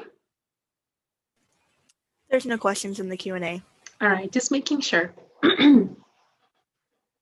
Okay, so using credit cards to improve your score, right? That reestablishing of positive history. It is actually a very common practice and is one of the easiest ways in which we're going to reestablish our credit, right? But the thing is, not every credit card is made the same. So for someone who is trying to reestablish credit, and especially for a young adult who's trying to establish credit, or someone who's credit invisible, a great option is a gas company card. All right. So for example, Quick Trip. We're going to use Quick Trip as an example. Total like sidebar, like rant. I used to be a mobile advocate, and that meant I was only in the office for like 30 minutes a day. So Quick Trip was my office. It was my break room, my pharmacy, my restroom. So I have a long-lasting for life love affair with Quick Trip, which is why I chose it for the example. But so you have a gas card that you can open up. They're very low barrier, low bar as to who can get them. And what you do is you put your snackle, as they call it, in your tank of gas on the card. And then when you get paid, you pay it. All right? Don't wait till the due date, like try and pay a little bit before if possible, right? So to avoid all that interest. Even though they do tend to have higher interest rates, higher APRs, it tends to be, they're very fast about reporting to the credit agencies, and it's just an easy, manageable thing because we all need gas, right? It's not like taking out a Victoria's Secret card when you only need undergarments a certain amount of times a year, or a Bath and Body Works when you don't need 30 days worth of candle melts. So gas is something that is essential for us to get from point A to point B, and so it's an easy one. So being able to reestablish the credit can be done through using a gas card, not a gas card, not like a gift card, but but the credit card. And that goes for, all of them, Quick Trip, Circle K, not just because I love Quick Trip so much, is that the only one that I'm going to, say is great. But the thing here is that you need to be true to yourself. If you know you're not going to use it for just one tank of gas and a snack a month, then you should really think about whether or not to get this card. Are you going to decide, oh, you know what? I'm going on a road trip this weekend, and that's okay because I'll just put the other tank of gas on the card. And then all of a sudden you put like 3 tanks of gas in your car plus the snacks. Is that going to add up? And is that going to be something that you can pay off at the end of the month or prior to the end of the month? So be true to yourself. And that comes to a point where maybe the first thing that you have to talk to survivors about is their budget, right? And not maybe, it should be, because that budget is going to allow them to see how much they can and will be paying as far as like their credit card minimums, right? So making sure that there is that space, that wiggle room in their income to be able to pay for that. So once again, great option, super great, especially for someone who's like credit invisible, but only if used the proper way.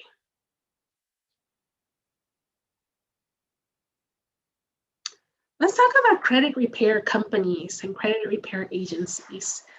All right, what it is they do and why we need to be careful.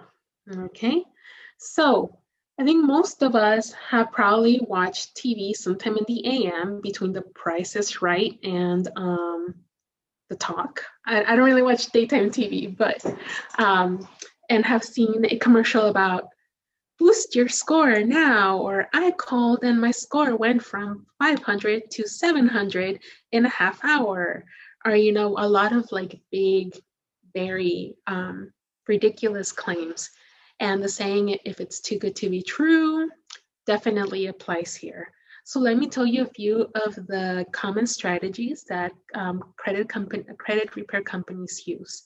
The first one is going to be a claim of giving you a clear history, so that if any company is offering a survivor or yourself a brand new start, it's a trap.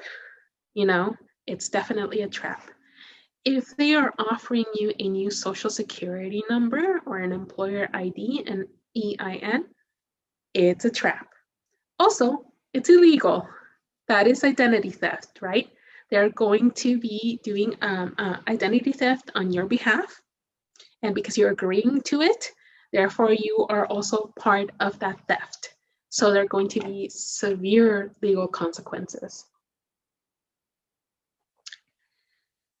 And it's a 30-day fix. So what they are doing is not going to fix your score at all. Before I explain the 30-day fix, another way that you know that it's going to be a shady or unethical credit repair company is if they are charging a high percentage for their services, or if they're asking you to consider or to take out a credit card.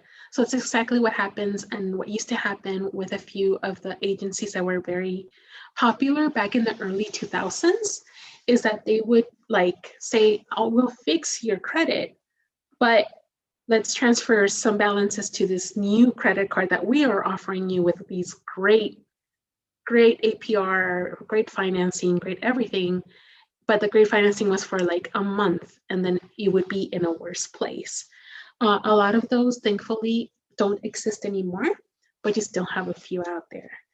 But now back to the 30-day fix. What does that mean? So the 30-day fix, when a credit repair company, one that is definitely not doing things the legal or the right way, is trying to fix your credit, what they're going to do is they're going to look at your credit report and just start disputing things on your credit report. I'm going to dispute this part of your history. are going to dispute that part of your history.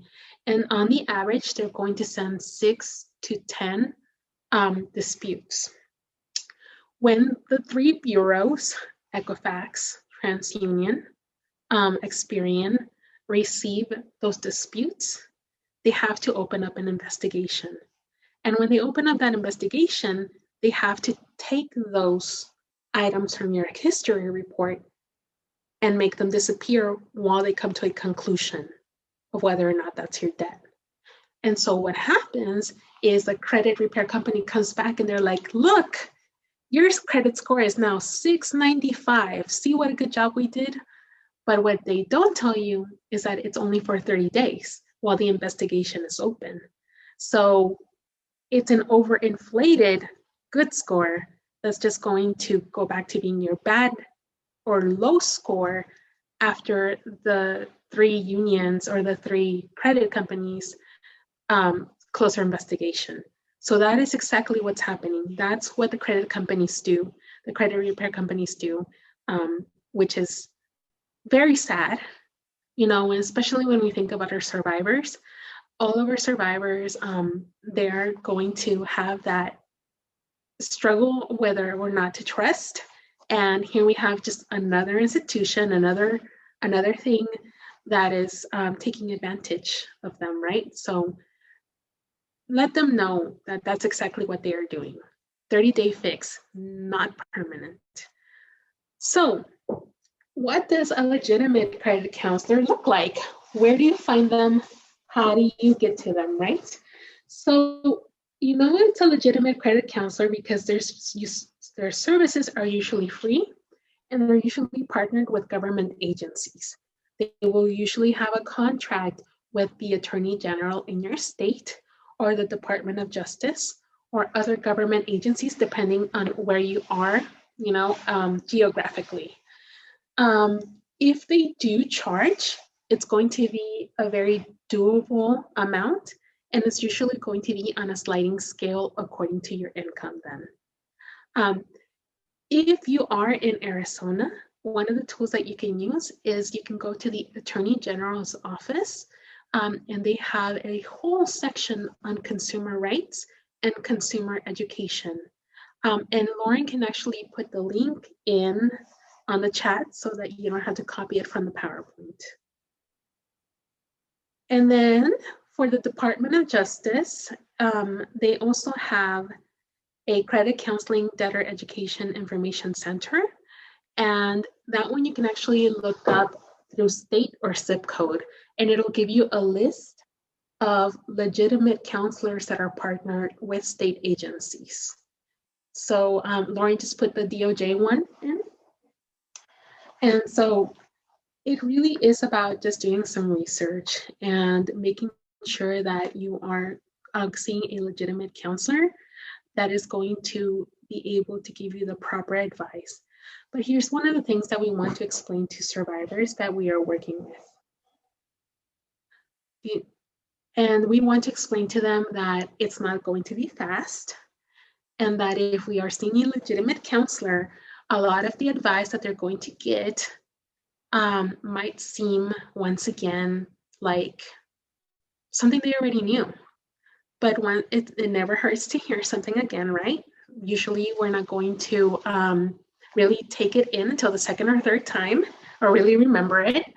And there could be so many tips and tricks that they don't know about that they're going to learn from this legitimate counselor. So what I'm saying is, think of credit repair counselors like fast food. If you get it right away, odds are it's not that good for you or good for you at all, right? Just like fast food. Did you wait 2 minutes for your food or did you wait 30 minutes for your food? If your score is immediately inflated, immediately good, odds are it's a bad thing, right? So think of it kind of like fast food. And we do have a question. Do you have something comparable in Canada? Yes, but I don't remember the name right now, but I can actually, we can do a quick search so we can give you that information. But there's an equivalent of the consumer rights, everywhere around the world. So it is available. Lauren, would you be able to maybe search that information for me, please? Yeah, I'll look that up and put it in the chat once I have it ready. Thank you so very much. Everyone, Lauren is the best. She is definitely, I'm so happy that she's here with us today. Okay. Other ways in which we can help repair credit for our survivors. Give me just a second. I just need a sip of water here. Allergies are killing me this season, just really hard. With my asthma too. So the Independence Project, and I know just looking at our participant names that some of you are already familiar with this because you attended our information session for the Independence Project. But for those of us that are not familiar with it, the Independence Project is a part of the National Network to End Domestic Violence, and it's a micro-lending program. So what happens is a survivor applies with the help of an advocate, and the national network is going to lend them $100. The survivor then pays back $10 every month. When the survivor is done paying the loan, and then the EDV is going to send a report to the 3 agencies saying that you are in good standing. And you can actually reapply so that you can go from credit invisible all the way to a high 600 score. They will let you keep reapplying for another $100 and another $100 until you are in good standing and have a healthy credit score. It is extremely low barrier, and the National Network to End Domestic Violence has taken into consideration the current state of the world, meaning they know that COVID has had a deep impact for everyone. So when COVID first hit and a lot of the survivors in the program were losing their jobs or having a hard time making even that $10 payment, and NEDB was paying it for them because they're extremely low barrier. They actually encourage you, Sarah and Brandy, which are the points of contact for the Independence Project, ask you to call them or to contact them and let them know, I can't make the $10 this month, and they will cover it for you. Another thing that's great about this is that you actually, if it's too much, if you realize like I shouldn't have taken on this $100 loan right now, you can let them know and they will not report you to the 3 credit agencies. So even if you were not in good standing with an EDV, they're actually not going to report you as a negative creditor, not creditor, but it's a negative person that it's not going to go in your credit report. So this is awesome. I highly, highly recommend that you talk to your survivors about the Independence Project. It's just so cool, and it's just such a neat opportunity that they can keep reapplying. Other things to take into consideration is that you don't need a social security number in order to apply for the Independence Project. We know that some undocumented folks, survivors that we work with, are still paying taxes and are still trying to establish credit, and this is a great option for them as well. And advocates can also apply. So NNEDV is very much aware that a lot of advocates are survivor advocates. So they actually have the ability to apply for the loan, the advocate does. All that they're going to ask is that one of your coworkers, one of your colleagues verifies that you are employed as an advocate there. That's all that they're going to ask. Only thing is the website is kind of like wonky and it's a hard system to like access, but they're working on it, and you can always reach out to me to help you or give you more information about the Independence Project.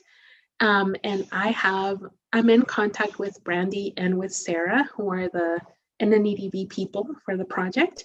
So I can always relay your questions, not a problem. So please take advantage of the Independence Project. It is just so cool. I love it. All right. And then the other thing, because remember, it's not just about paying, but it's also how you're saving money to make those payments, right? Is the ACES DV Serve Fund. So at the coalition, we currently have funds for one-time assistance with your utility, rent, and other expenses through the Allstate Foundation. This one does have a few requirements that you do have to meet.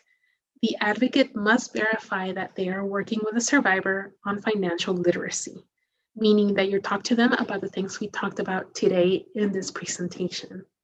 You don't have to go through the whole thing, and you don't have to wait till you're done with the curriculum. But if you're started to talk to them about it and their credit and how to repair it and how to establish it, then you would call the helpline, which is the number, I put the number right there, and they are eligible for that one-time assistance. And that could, be the difference between staying current and keeping current or not. So I wanted you all to know that we do have those funds available. It is first come, first serve, and at some point it will run out.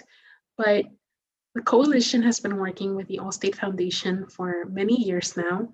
So we hopefully, fingers crossed, do expect to get our next year grant also approved to be able to continue to offer classes like this, but also to offer the assistance that can help them stay on track.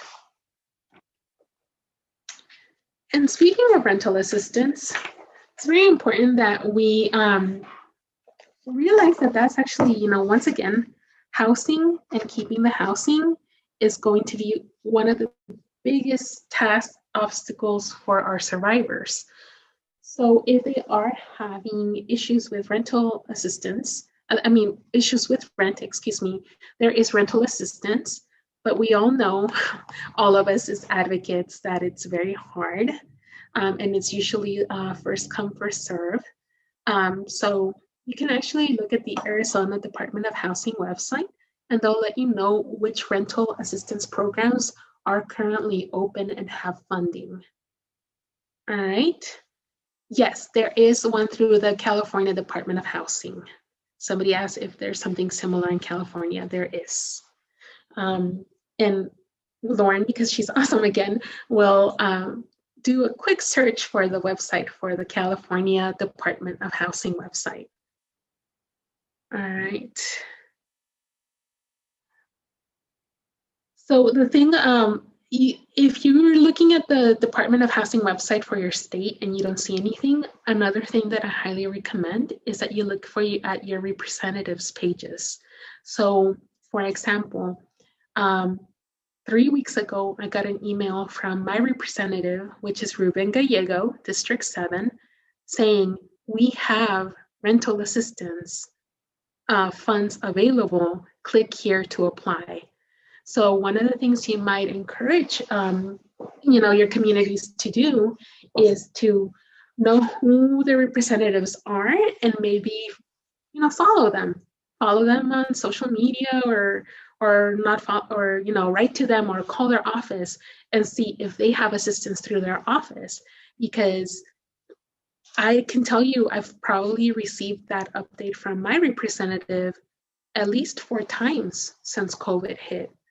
Because there's special funding, special appropriations, right? So always a good thing to look for. And then last but not least, your faith communities. We know that, St. John's and St. Mary's, a lot of the big faith communities do have rental assistance and utility assistance. And once again, the reason why I'm talking about rental assistance and utility assistance from staying current.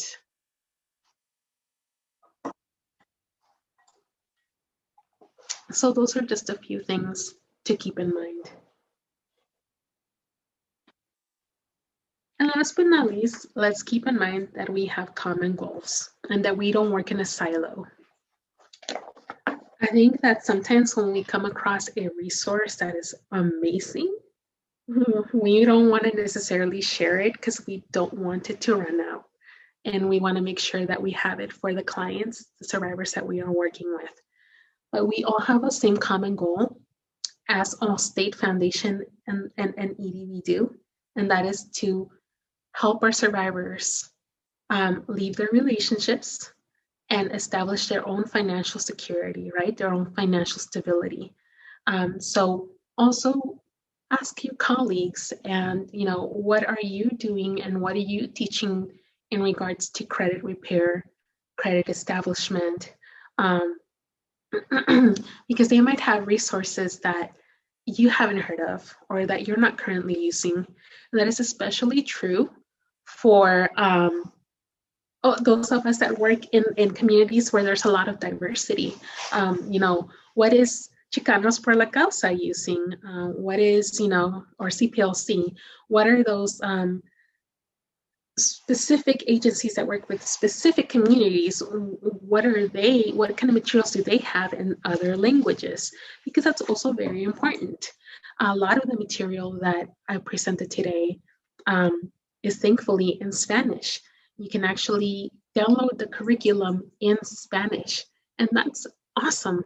But just keep in mind that Spanish is different in different places, right? So it's still good to go over that common vocabulary and to really think about the way that you're presenting that information when we're working with survivors. But remember, it's a common goal. We're not in a silo. Share, don't be greedy with your resources, and also ask, because there could be things that even I'm like, wow, I did not know about that. Thank you. And spread the word. All right. Consumer rights. We have come to like the last section of this presentation, of this training, and it's about consumer rights because we all have them and we often do not talk about them. We just assume or are okay, well, not okay.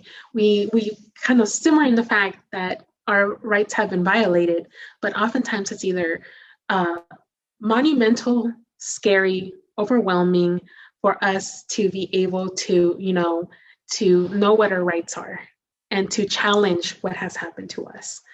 So consumer rights are a very important thing to discuss with our communities. First and foremost, you have a right to correct errors in your credit report.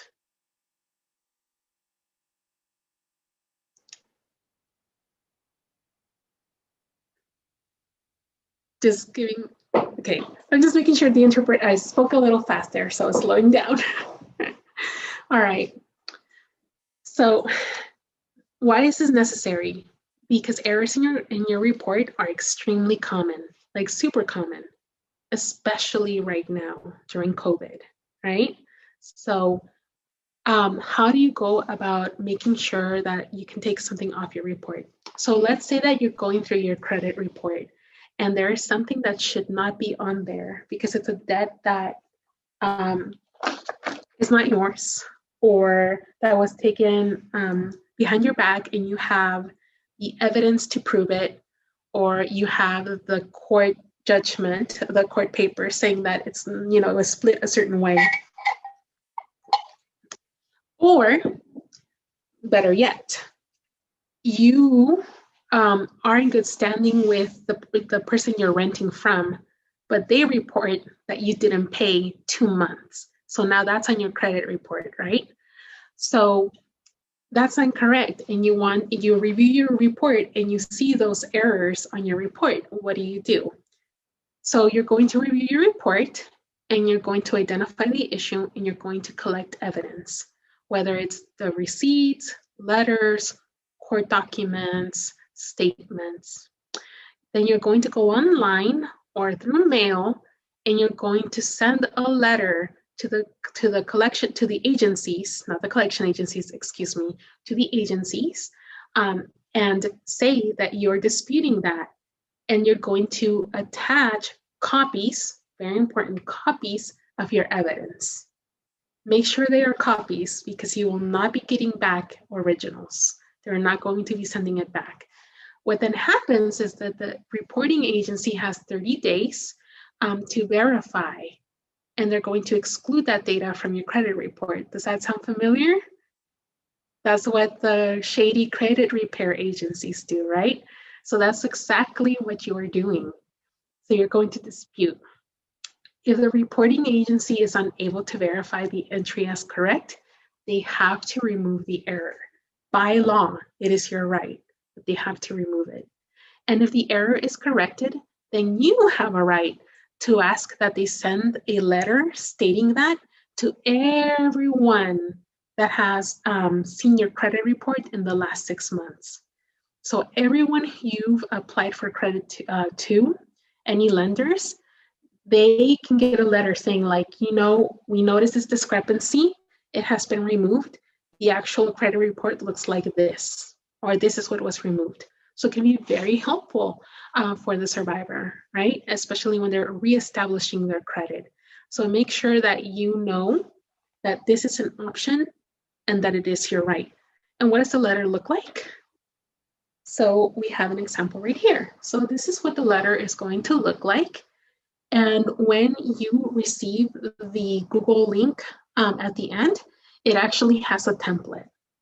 All right, so I gave you the template, so it should be very easy for us to be able to use it if we need to.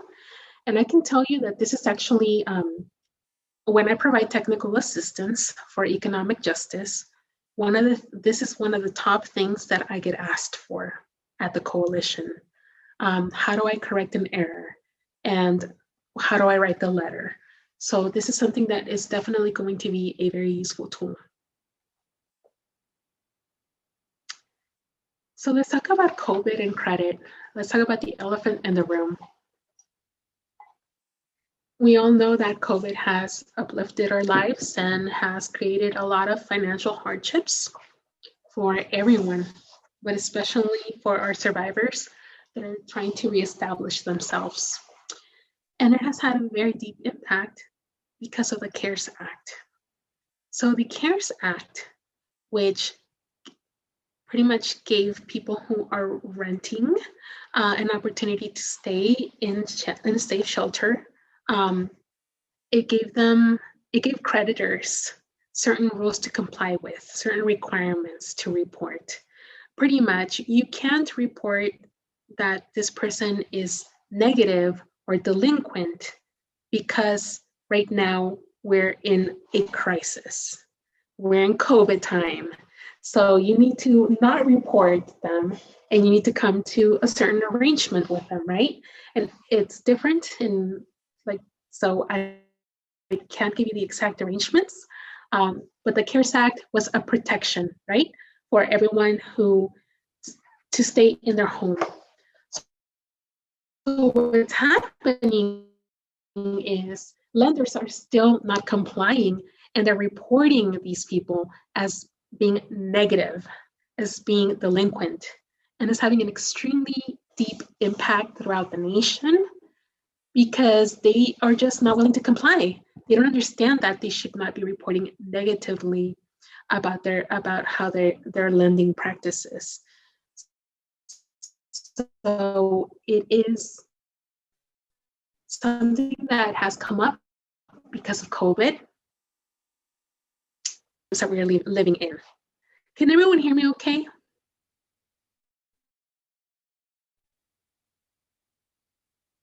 Lauren, can you hear me okay? Yeah, I could hear you. It kind of glitched a little bit, but I think it's okay now. Okay, yeah, that's exactly what I'm asking. I'm sorry, everyone. It's just I got a message saying that my internet connection was unstable. But now it's better. Awesome. All right, so to better explain, because for me, the CARES Act is complicated, I do have a short video just to tell us more about the problem.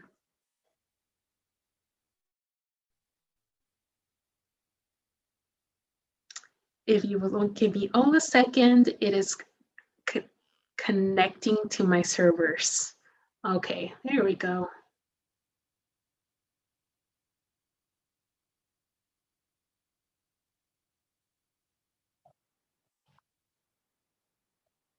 Right now is probably a really good time to check your credit report. Consumer reports and advocacy groups are finding wrong information on credit reports, and they're saying that that's nearly doubled during the pandemic. This is a particularly bad problem, as you can imagine, in the age of COVID, where people have lost jobs, people may be seeking to have credit limits made larger on credit cards, or they may be seeking student loans, or they want to purchase a home, or they simply are trying to rent a different apartment, maybe a cheaper apartment, and they were coming up against problems in their credit reports that they couldn't get resolved. Consumer Reports believes there are more complaints in part because there's a big backlog. Normally under the Fair Credit Reporting Act, agencies have 30 days to respond to a dispute. The CARES Act, though, gave them a little more time. So Consumer Reports now holding 3 different free webinars happening Wednesday, Thursday, and Friday this week on credit reporting and scores, and you can RSVP on the Consumer Reports website. Okay, so sadly, those webinars have already passed. However, the Credit Consumer Agency constantly has different sorts of educational trainings and webinars that you can RSVP for free, and they tend to do 3 different topics a month, sometimes even more, depending on what's going on. And right now they're very much active because, like they said, credit errors doubled during the pandemic, doubled. So that's like, I was very surprised, and it's actually, you know, like I really had to order my second credit report of the year because it can happen to anyone. And that's exactly why it is important that we are checking our credit reports. So let's talk about predatory lending, all right? Because that is a thing. Earlier on, during our first section, when we were looking at the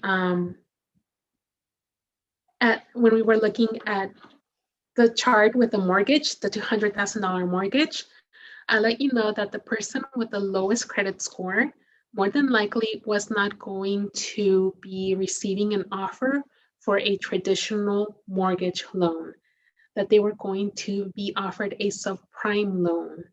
And subprime loans, for a while there, they had disappeared after the housing bubble, but they are making a comeback. And that's exactly why we need to talk about it.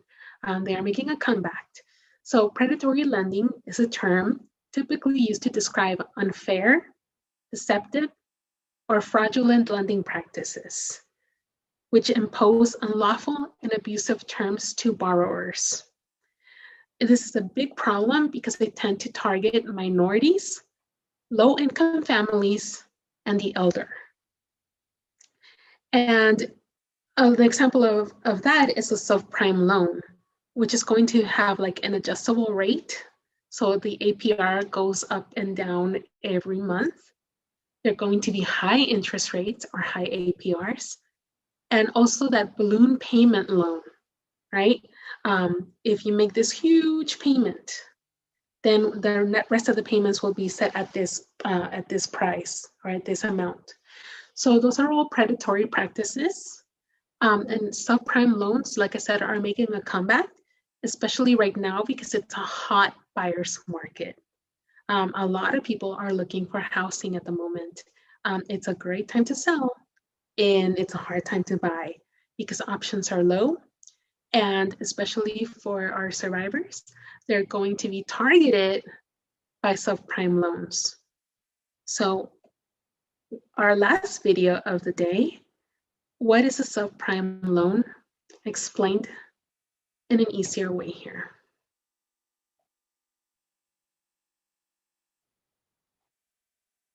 Well, the Great Recession that almost crashed the U.S. economy was precipitated by the bad behavior of some of the biggest Wall Street banks.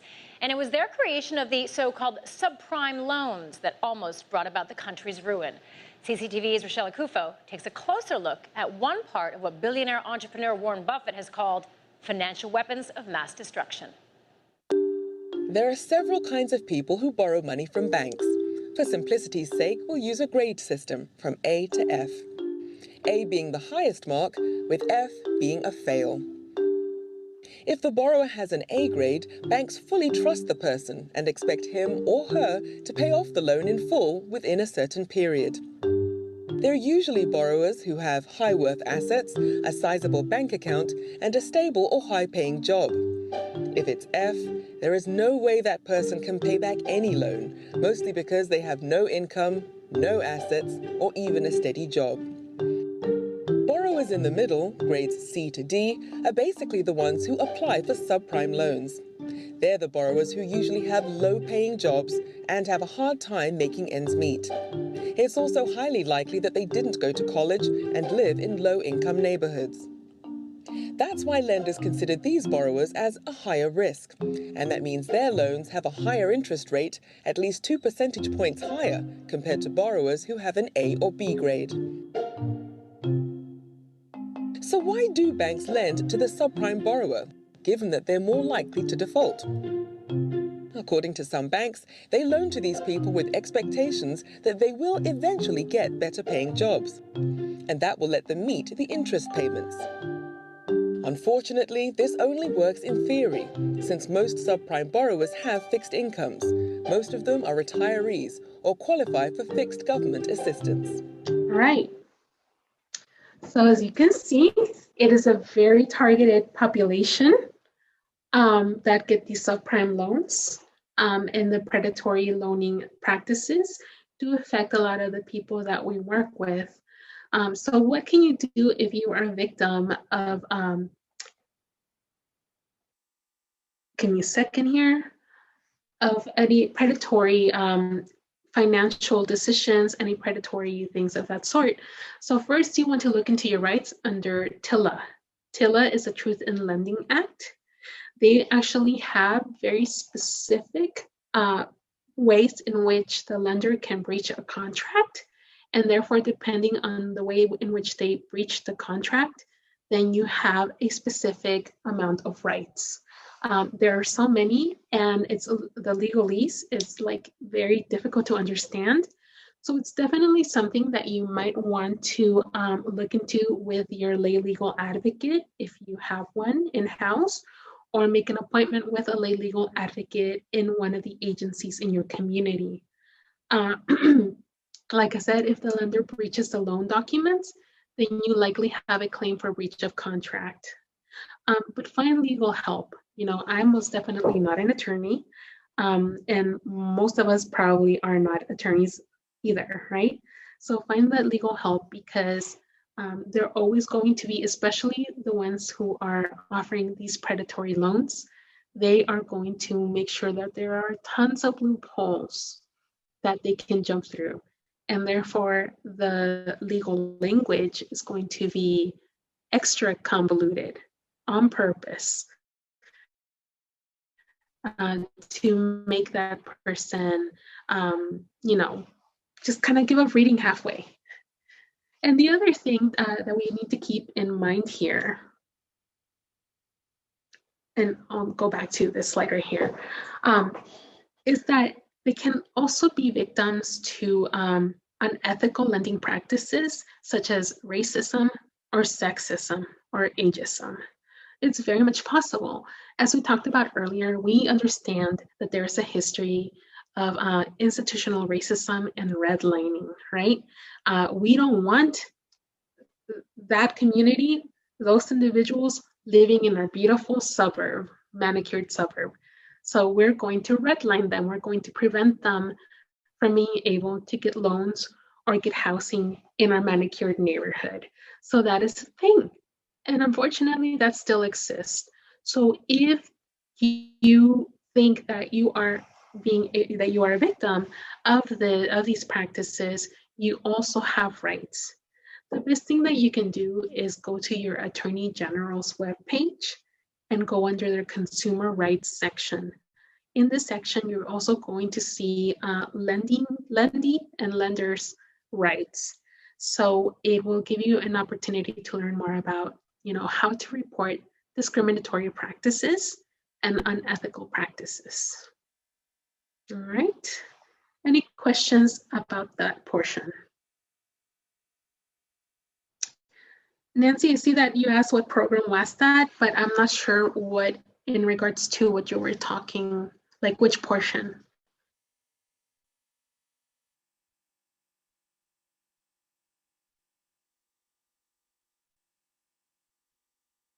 one of the videos.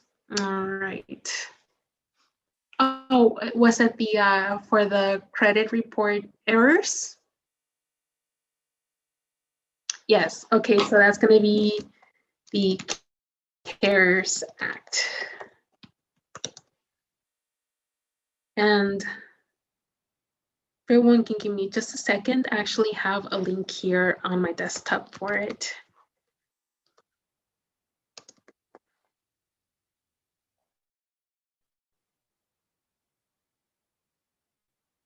Okay, it's going.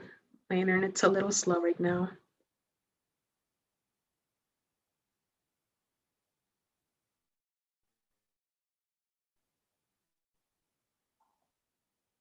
So, CARES Act.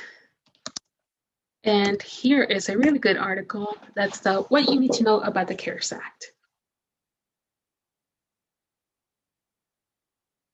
So it is a program that was meant to help individuals and people to who had limited help or who were self-employed to still have opportunities for small business loans and to be able to make their, to stay in safe housing. But like I said, like the lenders, they're like, I don't care. I'm still going to report you as delinquent. And that's exactly what's happening. And therefore, if that is happening, like I said, at the coalition, I've actually had multiple phone calls about it. So we've helped the survivor write the letter, find the proper evidence to attach to that letter and send it out to dispute those. Very important that we are aware that we can do that. All right. Okay. So a few things to keep in mind now that we've talked about credit repair, credit reestablishment, and how to build credit, right? And that is that when we are working with our survivors, we should not be making assumptions about their level of credit literacy, right? We are not going to know how much they do or don't know about their credit report, their credit history, but also how credit works and what it's going to impact. No matter where they are starting, help them remember it takes time to have healthy credit. Remember, it's like fast food. Did you get it in 2 minutes? Probably not going to be good for you, right? So this is especially something that we should pay special attention to, because we just want to get reestablished and be in a safe place, right? And so we want that to happen quickly, which is why it's important that we learn to listen and to also provide that feedback that it's going to happen. But it takes an average of 6 to 10 months to get that credit score to a place where it's healthier. So 6 to 10 months. So it's not going to be immediate, even if you do see a credit counselor. Talk short-term and attainable goals before big picture. This is especially important if you have a survivor who is focusing on their education. Once again, a reminder that good debt can turn into bad debt, because credit is about how you're managing your debt and the types of debt, right? So do they want to go to a technical school? Do they want to go to a community college? How long are they going to study for? What kind of jobs are in the market and how much do they make? How long are they planning to stay in that house that they're taking out a mortgage for? What do they plan to do with the equity? Are they going to put it back in and remodel? Or are they going to use that equity for something else, right? And reach out to us if you need more resources. So at the Coalition, we are working very hard at increasing the amount of economic justice materials and financial literacy. Like I said, you all already have access to the All-State Moving Ahead curriculum.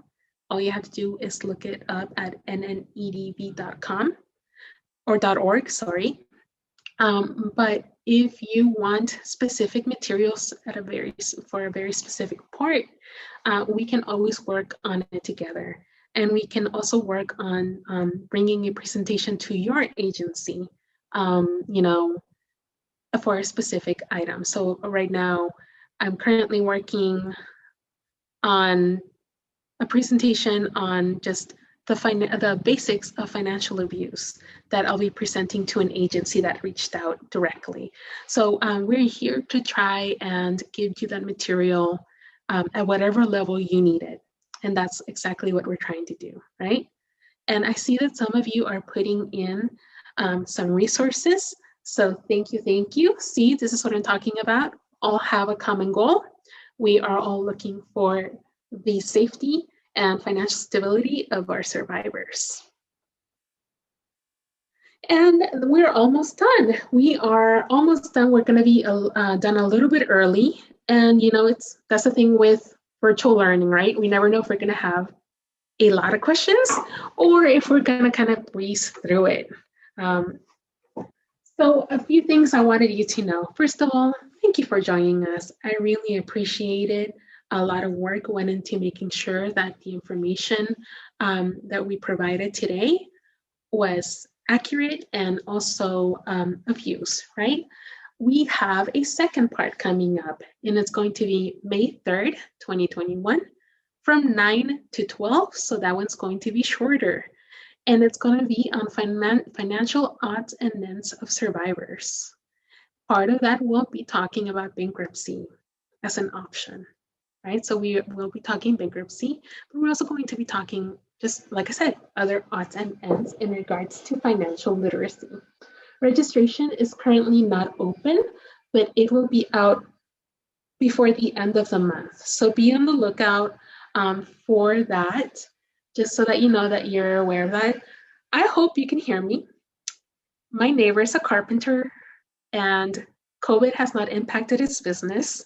So he just started working outside. I apologize if it got way louder for you. All right, so a few resources.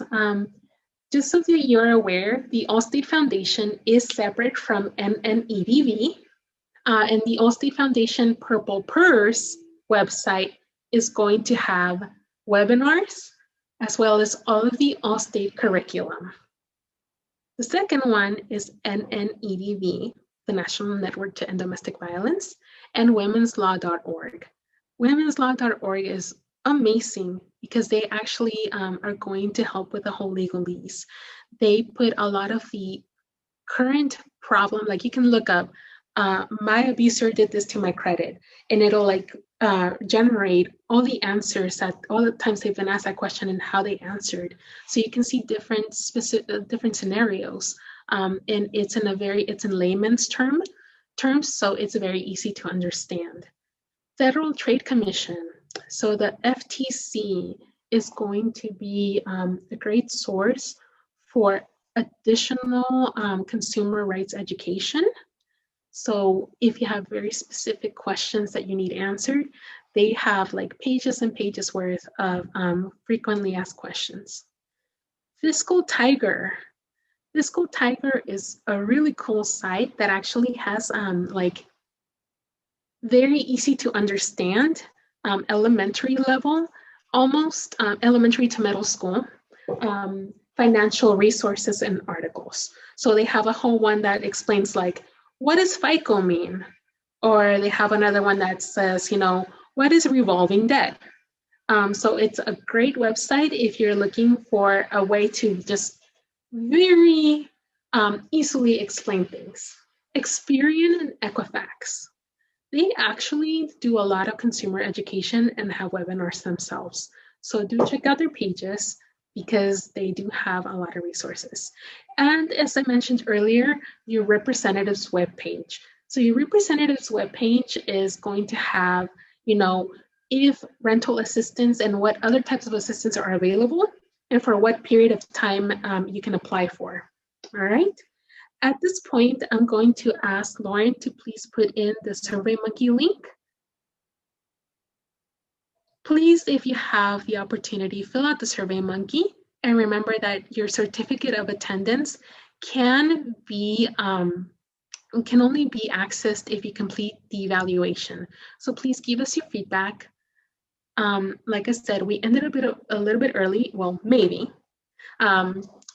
Because at this time, we're also just going to see if anyone has any questions.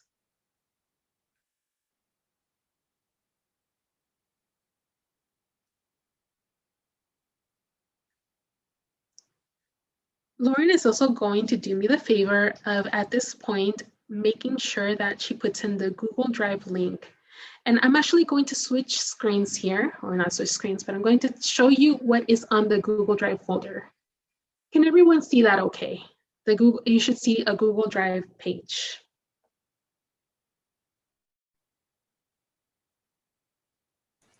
We can see it, Lizette. Awesome, thanks, Lauren. Okay, so I just want to explain what is on there so that you have access to it. When you get the link, you're going to have a PDF of the PowerPoint. You're going to have the Independence Project brochure. That is the microloaning program through NNEDV. It's going to give you information on where to apply and how to apply. You're going to have the Financial Empowerment and Credit worksheet, or fact sheet. And this is one that was developed at the coalition.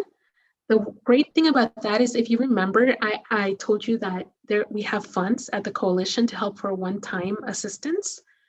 If you're in a tight time crunch and you want to start talking financial literacy, but the survivor really needs the help, review this.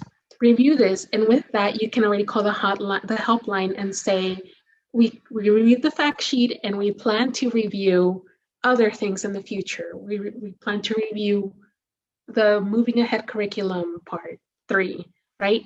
So it's a quick and easy one. This one's in English and Spanish. You're also going to find the example for the letter of credit report dispute, and a fact sheet on financial abuse, as well as the one-pager on credit vocabulary, those commonly used terms. All right, so all of that is in the Google folder, and I hope that you use it and I hope that you find it useful. If there's something else you want in that folder, please let me know in the evaluation. We do read those and we do make changes based on what you put on there. So please take a moment to fill that out. We very much appreciate it. All right, so we ended a little bit early. Like I said, that's usually, you never know with webinars, right? Might have a lot of questions, might not. I just want to say thank you again for joining us. I know that credit repair and credit in general, finances are not fun to talk about, but I hope that, the PowerPoint was easy for you and that you still learned or reviewed materials that maybe you hadn't heard about in a while. Thank you. And thank you to our interpreters for their awesome job and for helping me. And thanks, Lauren, for putting in all those links and doing those last minute Google searches. All right, everyone, that is all. Thank you so very much. I hope to see you in May.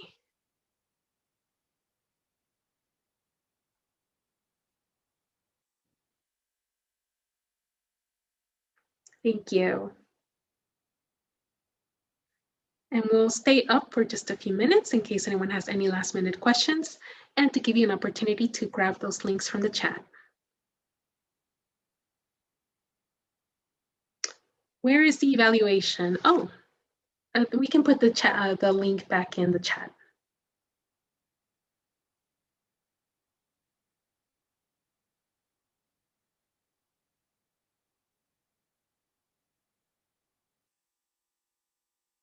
Oh no, the evaluation doesn't open correctly. Okay, let me see if I can pull it up and see if I can send the link and see what the problem is.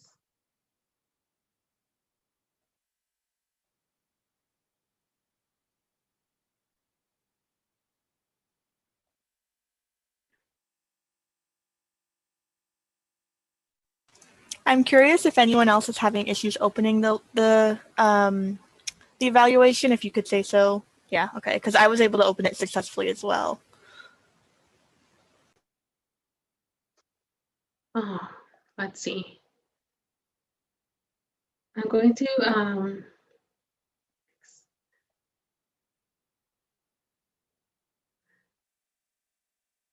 am not sure what's happening. Okay, let's see. We can try this one. If not, I can still reach out via email and send it. That way you still have access to the certificate. So let me put in my email.